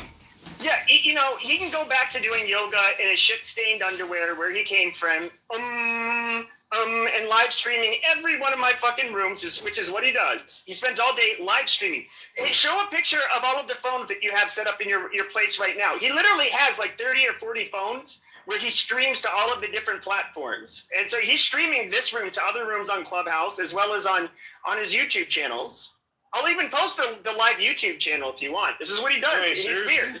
Dead serious. Boy, John, you need to be donating to me. I shouldn't be donating to you, motherfucker. How you using my room to get some YouTube? Is this true, brother? Because I don't want him to fake accuse you of something that you're not doing. Listen, I'm in the media business. I'm a filmmaker, a politician, a musician, an artist. Pepe is a brain-damaged gnatfly monkey. He uses the N-word 100 times a day here on this app, ladies and gentlemen. Don't believe Pepe. Believe yourself. Pepe is a loser, a low IQ gnatfly who uses the N-word 100 times a day on this app. You all know it. For years, he's been gaslighting you with racist rooms using the N-word, the K-word, the C-word, the J-word. The guy is a low IQ prize-fighting boxer, a Clubhouse zero, a real-world hero, Pepe. John. Stream that he's. Is it me or It's in the Matrix because John whipped the internet off his phone. I ain't gonna lie, bro. John, hey, man. John might get invited to the cookout. He can hold his own. Nah, nigga, what? Calm down. YouTube right now, just search John Kitover on YouTube. You literally have several live rooms right now. He can get a plate. Like, he can get a plate. How you can get a plate like that? Hey, John, I'm asking you a question. John, you there?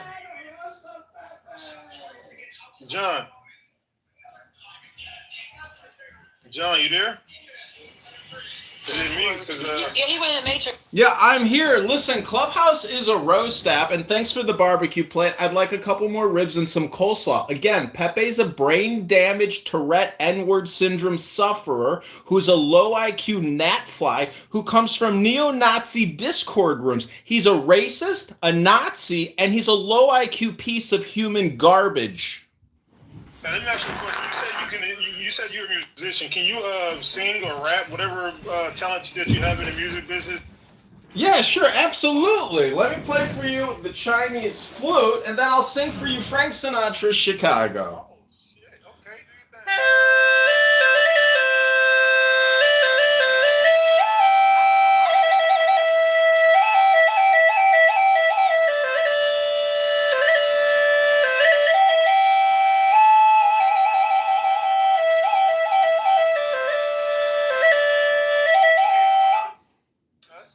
your thing. Wait, John, your mic, is it me or this mic? It's his mic. It's really Yeah, fucked it's your up. mic. Hold on, John, start over. I swear to God, it sounded hella good at first, but then your mic went out. Start over, brother, and then sing. So you're gonna sing. All right, I'll sing for you Frank Sinatra Chicago. This is my go-to karaoke song. Make sure your mic is clear, brother. It's your Wi-Fi on. Thank you. Got it. Wi-Fi is on. This is Frank Sinatra, 1929 Chicago, remastered, dedicated to the brain-damaged gnat monkey fly and N-word Tourette syndrome sufferer Pepe, the clubhouse troll and gaslighter and low IQ prize fighter who had his brain bashed in and has a TBI and uses the N-word all day long on Clownhouse. There you go, ladies and gentlemen, a homicidal sociopath.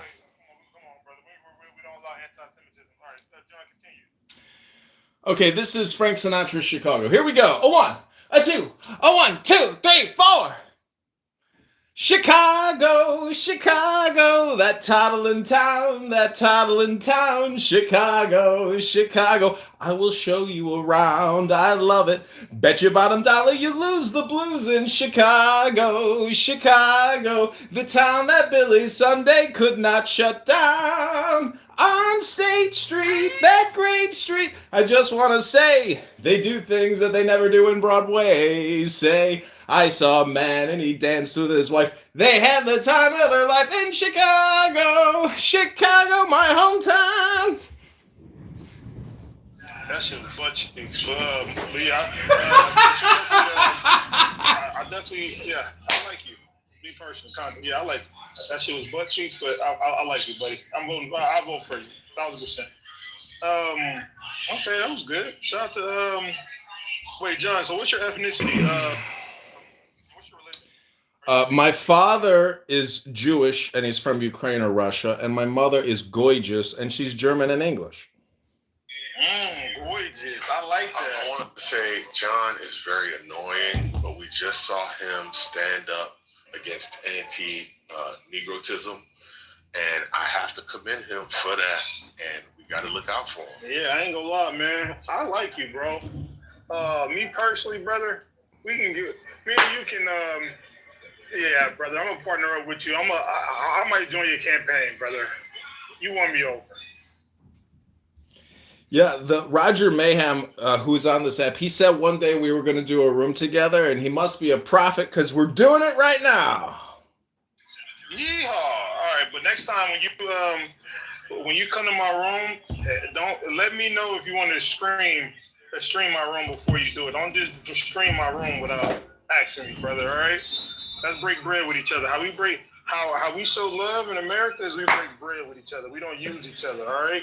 Bullshit. We don't go to your dirty ass barbecues. The fuck you talking about? Fuck out of here. Pepe to the go! Pepe to the go! Well, I can't. It's so loud on me right now. Anyways, but yeah, that pandemic, bro, was the craziest shit. I think that was probably the craziest time in American history, bro. And the fact that we just glossed over the fact that they shut the whole, not just the United States down. Because I was in Vegas at the time.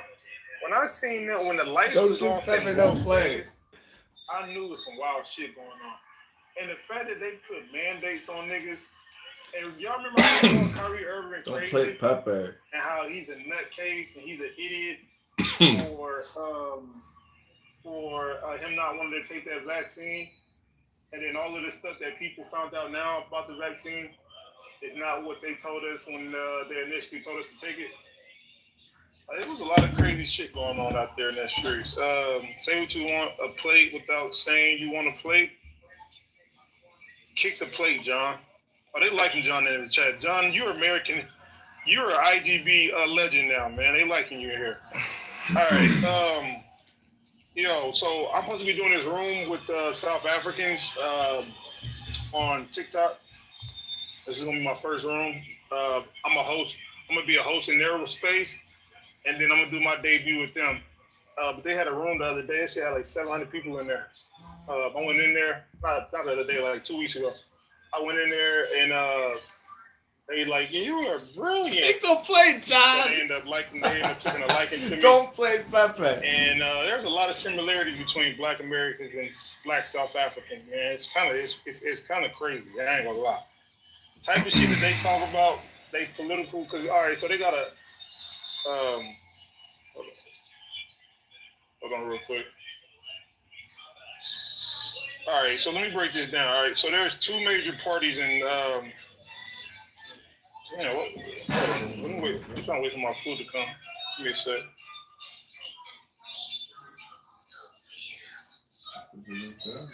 All right. My bad. So there's two major parties in South Africa, right? So the one party is the African National. We crushed it. This was like my best podcast event ever, maybe. This one should be platinum gold. Nobody wanted to watch it, but we did it. We finally made the Lou Fact Show. Look, hi. Mazel tov. Africans vote there because that's the party that ended apartheid, right? We bono shalom to Lou Facts for bringing out the facts. So similar to when we used to vote Republican back in the day because it was the party of Lincoln. Lincoln ended bing, bing, slavery, so bong, Black Americans bong, voted bing, bing, for bong, the bong. party all the way up to the 60s. And then Democratic Party is a party of civil rights, so Black Americans have been voting Democrat ever since, right? So it's similar. So the African National Congress Party is the party of left mass bing, immigration. bing, bong, bong. They're the LGBTQ, transgender, Pan-Africanism. It's the party that really the Black South Africans vote for. So Julius Malimba, what's his name? Julius Malimba. I think that's his name. Is that his name? I don't know. But anyway, so a lot of Black South Africans are kind of sick and tired. I'm just giving you all the context before we go over there. A lot of Black South Africans start to realize that immigration and Pan-Africanism has been weaponized against them, and it created a buffer class, right? So most people that started to migrate to South Africa happened after apartheid ended, right? It's like most of the Africans, most of the immigrants, they didn't come there. They wasn't there during apartheid, so most of them came after. So I guess they got something similar to affirmative action called is it BEE, I think. But they found out that a lot of people that was benefiting from. Do y'all hear me? Yeah, we can hear you. Okay, cool. All right, so a lot of people that kind of benefited from these affirmative action, which is BEE, their version of BEE, were Black immigrants. A lot of people that was getting access to like the business in their communities has been like Asians, like similar to like Black America and like Martin Luther King Street in every major city. You see majority of Black Americans in those neighborhoods, but the ownership is majority like Asians, Lebanese, Chinese, Arabs. A lot of the business owners in those communities is non-Black. So they started to realize as of recently, and they created this party called Operation Abdullah, which is considered xenophobic, but these are people that just South African first. So they end up getting into it with a lot of South. That was my worst Frank Sinatra song ever. Zimbabweans, a lot of Nigerians. It's like crazy. So the shit that they were saying, like how the people come over there and tell them that they're baby mamas. So because they kind of so they marriage rate in single parent. So before 1994, apartheid ended, they had a marriage rate of like 85. But after apartheid, they kind of opened the floodgates to immigration, and it led to it's not the equivalent to the crack era, but it was kind of similar. So where it led to like a lot of families getting broken. Yeah, are you saying basically because of the influx of immigrants, they started mixing and it was like kind of tearing up their communities? Yes, they started bringing drugs in, and then they created Operation Abdullah, and it led to like a lot of these people killing African immigrants, right? So a lot of people brought drugs in, they ended up killing them. A lot of people doing thievery, fake passports, they kill them. Like, it's just a lot of crazy shit. So without context, a lot of people just label this group xenophobic.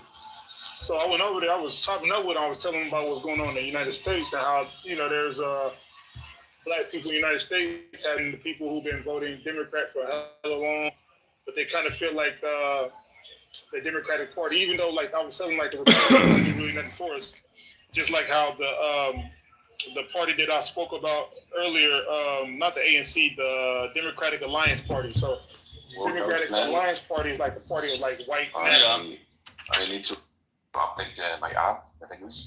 I just told him, this is my workout plan, create that plan, blah, blah, blah, do your own thing, and come back when you're finished. And it's crazy. This is like, but it's basically running ChatGPT. The idea with the... Who cares? No, but I'm saying, well, you can do that with ChatGPT. I'm saying the idea with the Comet browser is that it's basically, it can be an agent on the web, so you can get it to automate.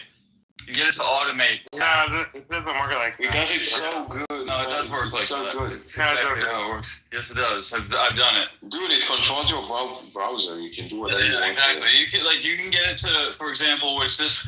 I don't know why they have this. It's not a reliable situation, Lou. It's reliable. I'm saying it's the idea of it. I've been David, listen, instead of watching porn, you can make your AI watch porn for you. Oh, child, that is 100%. That's right. I can.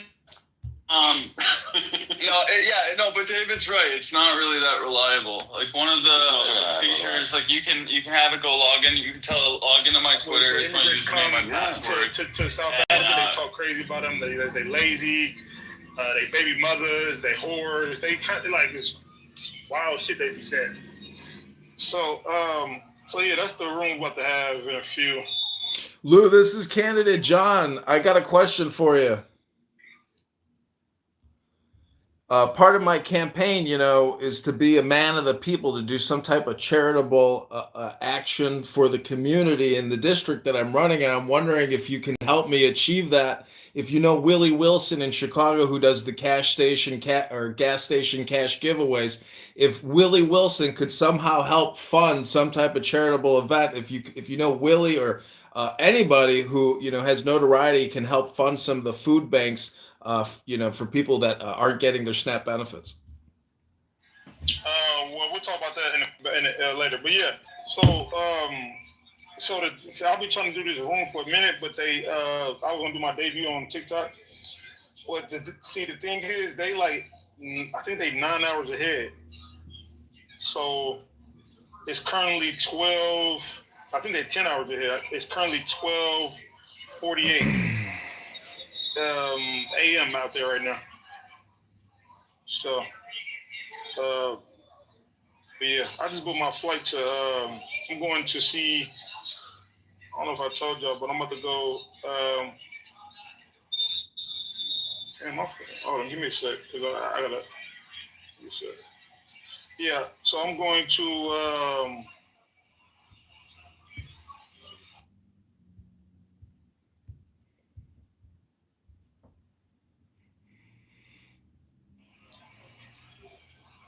My shit tweaking. Hold on, give me a sec. I'm at this fucking sports book and I ain't got they Wi-Fi is tripping. Y'all hear me? Yeah, we can hear you.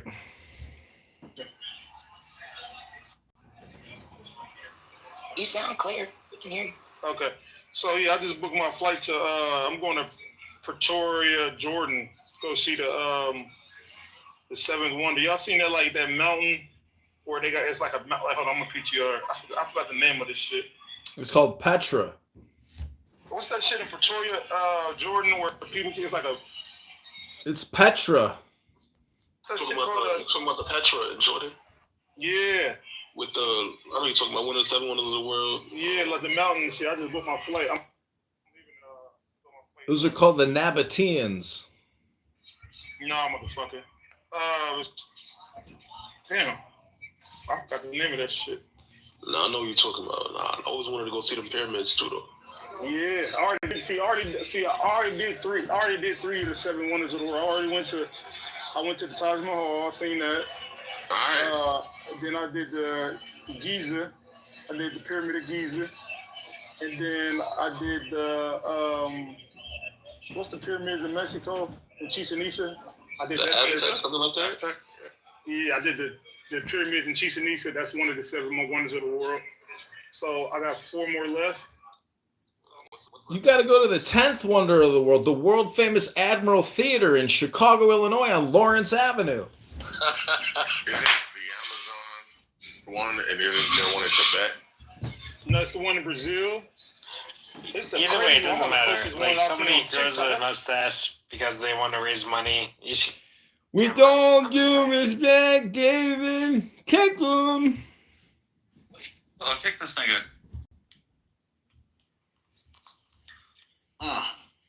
So, Pepe, did you enjoy your roast in Lou Fax room? Oh, that was amazing. I got you, boxed you down, smacked you in the face, Dr. Pepe. John, are we live? No, you're not live. Not in your lifetime. Bullshit. No, like, yeah, live. Let's kick him. Kick him out of the room. Bye bye. Bing, bong bong. Perfect bundles. The world of business, for example, is this way. Line items. So they're saying there's like a separation between the old 7th and the new 7th. Like 7 wonders of modern world and 7 wonders of ancient world, or something like that. So the new ones is the Great Wall, Petra in Jordan, Christ the Redeemer in Brazil, Machu Picchu in Peru, Chichen Itza in Mexico. Chichen Itza, yes. Chichen Itza in that's the one I went to. Mexico, Colosseum in Italy, Taj Mahal in India. I went with my sister to the Taj Mahal one. I ain't gonna lie, that shit was dirty as shit out there. But it was a beautiful view though. But that shit was. I went there. That was one of the first spots I went to ever. You ain't touched under the street food? Hell no. That was my first time out the country, so I was like, what the fuck? So the old one is Great Pyramid of Giza. Yeah, that's the one I went to. Hanging Gardens of Babylon, Iraq, Statue of Zeus at Olympia in Greece, Temple of Artemis at Ephesus in Turkey, Mausoleum at Halicarnasse, Turkey, Colossus of Rhodes in Greece, and Lighthouse of Alexandria in Egypt. You could actually take a day trip from Cairo, Egypt, going towards Alexandria to see the lighthouse. So you can. The new Trump ballroom is going to be the Palace of Versailles of America. Y'all worried about Planeteer? Because it looks like it's about to be the next fucking huge company. I want to visit Antarctica, bro. I've been watching some crazy shit on. I've been going down a rabbit hole lately. I don't know why. Like travel, like because that was my plan before the pandemic happened. I was going to go visit like 20 countries, and I was on country 4 in Giza in Egypt, and then the pandemic happened while I was literally in Egypt, bruh. Well, I know some great beachfront property in Gaza that you could buy up for pennies on the dollar.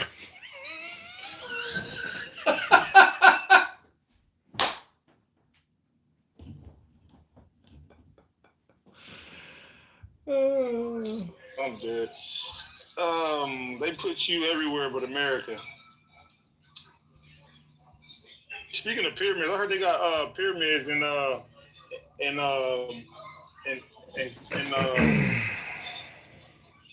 Grand Canyon, and I heard the Nile River is really the Mississippi River in Memphis, Cairo. Well, the biggest pyramid scam going is. Tut and what's the rapper chick name from back in the day? Boo Gangsta is Nefertiti. Yo, y'all trolling. Nigga, if you don't knock it off, that's what I was told. Well, you know, a lot of people in here are Christians, but Jesus Christ is just the updated Osiris. So, you right about that one. I'm waiting on them to respond right now, man. Because, it's late over there in South Africa, bro. We got to do our TikTok debut over there. Concrete, you got TikTok? No. I got TikTok. Let me join your live stream. Not that I don't post shit. Hey, Lou, is the format on TikTok like very similar? Yes, it's like this. It's better. It's killed, bro. I'll be over there, bro. So I got a burner account first, cause I do the thing I do on Clubhouse. I gotta go check it out. Put the burner. I get the burner. Bro, I gained 700, 800 followers, nigga, in like a month just talking over there, quick. Yeah, it's like a panel. It's like this, but it's way more people. You get 800 people. Are you consistent? No, I haven't did a room yet. I go to other people's rooms, but I kind of made a name for myself over there. Not on TikTok. No, I'm saying I haven't. Okay, I'm gonna end this Lufax I haven't did a production. room Go to yet. I just go to other people's johnforcongress.com. rooms. Oh, I bet. So people be trying to do rooms with me and shit. Cheap American Indian Records in the tunnel. Melissa, what's up? You are you Blackfoot Indian? Hell no. Damn. I mean, I like that. No. Melissa, you look good. You want a job application? Nigga, she got a man. She married. You want to see her profile? I just asked her. I just want to give her a job application. What you need? I don't need a job. I'm good. I'm just making sure. Why would you ask for a job application? Indeed. Anyways, what y'all on, man? What y'all got cracking today? Man, the Giants just got me mad, man. I'm done watching football for the day. Football is rigged. No, I'm just kidding. I don't know shit. Nah, it is. Nah, it is rigged. I ain't gonna lie. I don't know how they lost the game. They was up by. It was up 20-10. I'm thinking they about to win comfortably. I don't know what happened.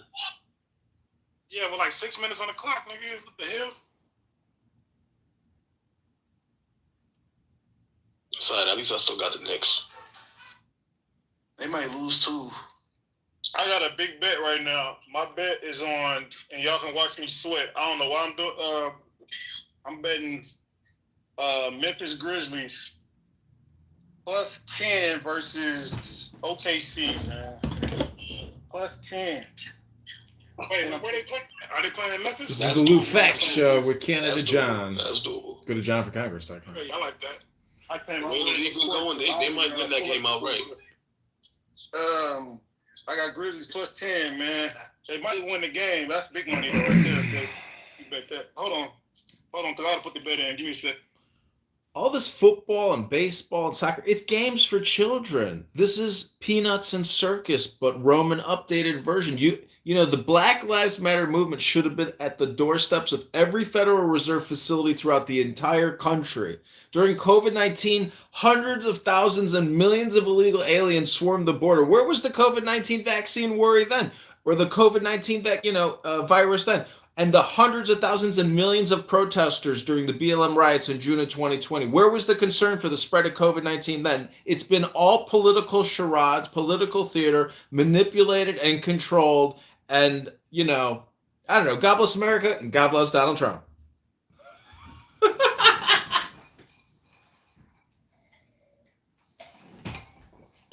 Wait, what?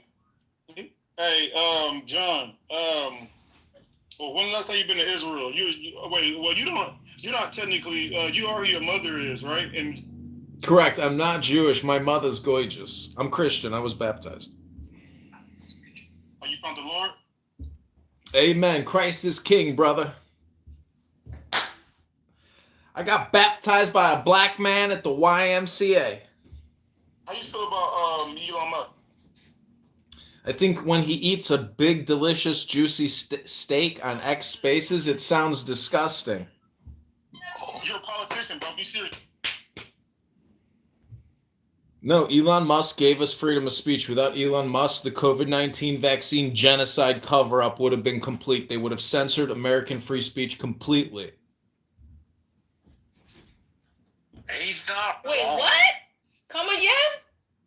Well, when he bought Twitter, because Twitter was like, banishing Donald Trump and anybody that had like, oh, Hunter Biden has a laptop. Oh, account deleted.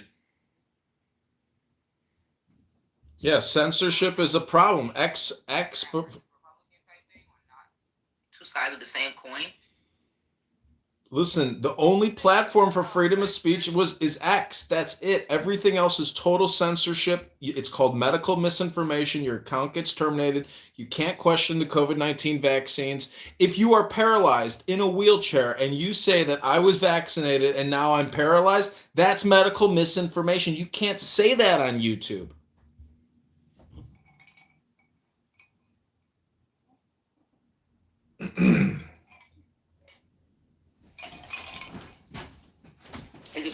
Previous point before you move the goalpost, John.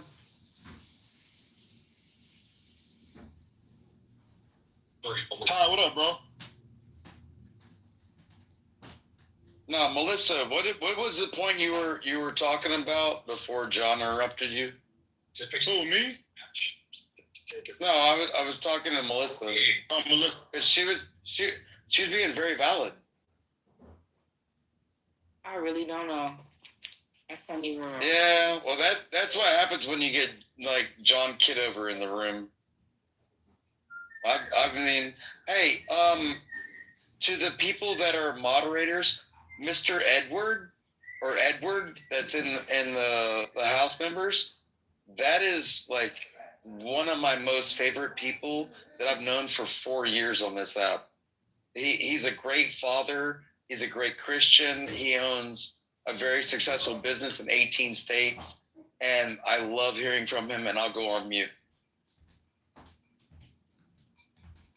Hey, what you know about John? It seems like you got y'all got like some backstory, some context. What the hell's going on? The only reason I'm on this app since December of 21 is because he invited me on this app. My mom died in September of 21.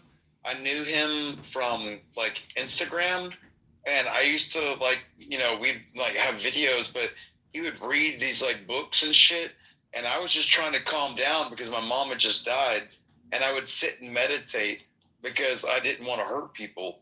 And one day I was on Instagram, and he's like, I can't talk, I'm on Clubhouse. I'm like, what the fuck is Clubhouse? And then he invited me, and like since December of 21, the 4 years, next month. Getting drunk and saying the N-word. Like, I know John personally. Chicago, Illinois. I'm not trying to dox him. I'm not going to tell you his phone number or anything, but I know it. So, but I've met like anybody can go to johnforcongress.com and text me. It's not a private number.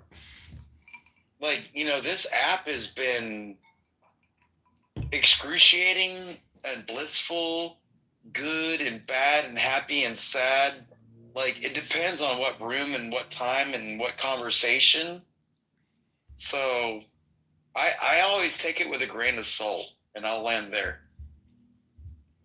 So okay. You didn't realize the world was a colorful place, huh? Dude, I'm Heinz 57. Like, I am nothing but ketchup because it took like 57 ingredients to make this ketchup. I got kicked in the goo. They finally kicked me. You heard me now? That was the longest I think I've ever been on. Okay, now go ahead. Been in the room. Here we go. L'chaim. Wait, what was your question, Southern man? It was more of an observation about like how I ended up here. But I was gonna ask Miss Melissa about what she was talking about, but she said she didn't remember. And then DJ was asking me about why did I end up here, and and then you talked me about John Kitover, who just went down. And I've known these people, I've been on here for 4 years, and this is my fourth account in 5 years. Well, 4 years. So like one account per year I get clipped. But it is what it is, man. Wait, what were you gonna ask? You were talking with DJ about something, but then John moved the goalpost, and I asked you what you were talking about before John started talking, and you were like, "Oh, I forgot." That's part of like John's shtick, is like when people start making points and shit, he'll exacerbate the statements to the point where you forget what the fuck you were just talking about. No, I had a shot of tequila and I just can't remember. Yeah, oh, well, I mean, hey, agave, let's go. I'm 50 years old, shit. Was it COVID? Dude, yeah. Top is like tequila. Like COVID popped in March of 2020. My mom died in September of 26, and then in December of 21. And then like December of 21 was when John brought me into Clubhouse. And then like this app is so full of so many personalities. Like you end up either having to adapt and overcome, or you're going to become like a victim. Yes, welcome to Earth, Earthling. A third rock from the sun. I think Clubhouse is a social experiment. I'm not gonna lie. It really is. It really, really is. And they're definitely listening to us.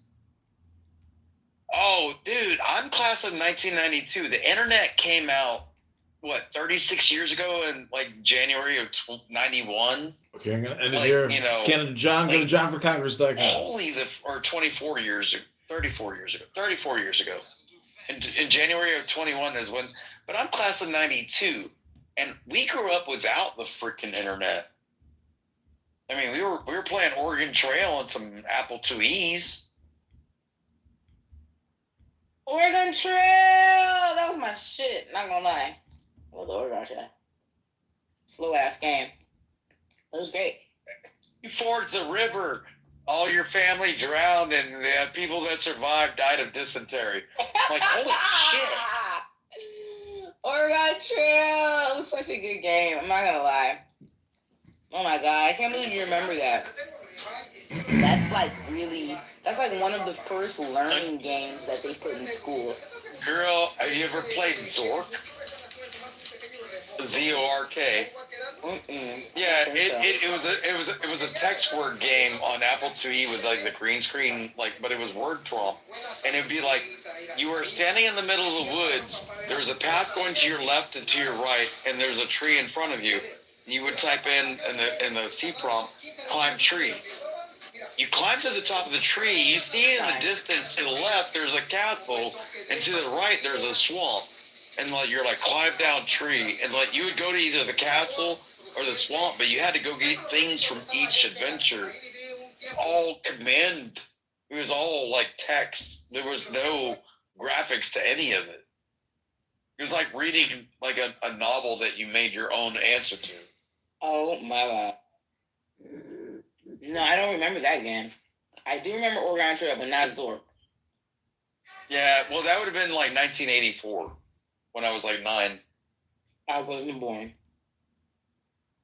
Oh, my bad. Wait, hey, what part of the South you from, Southern man, and who you voted for?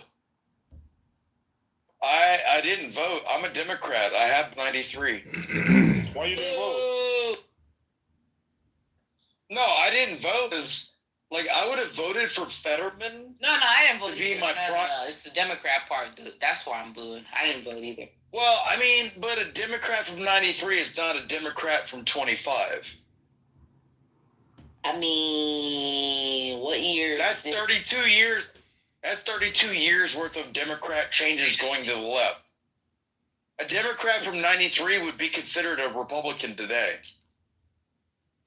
Go back and look at C-SPAN. I'm not capping.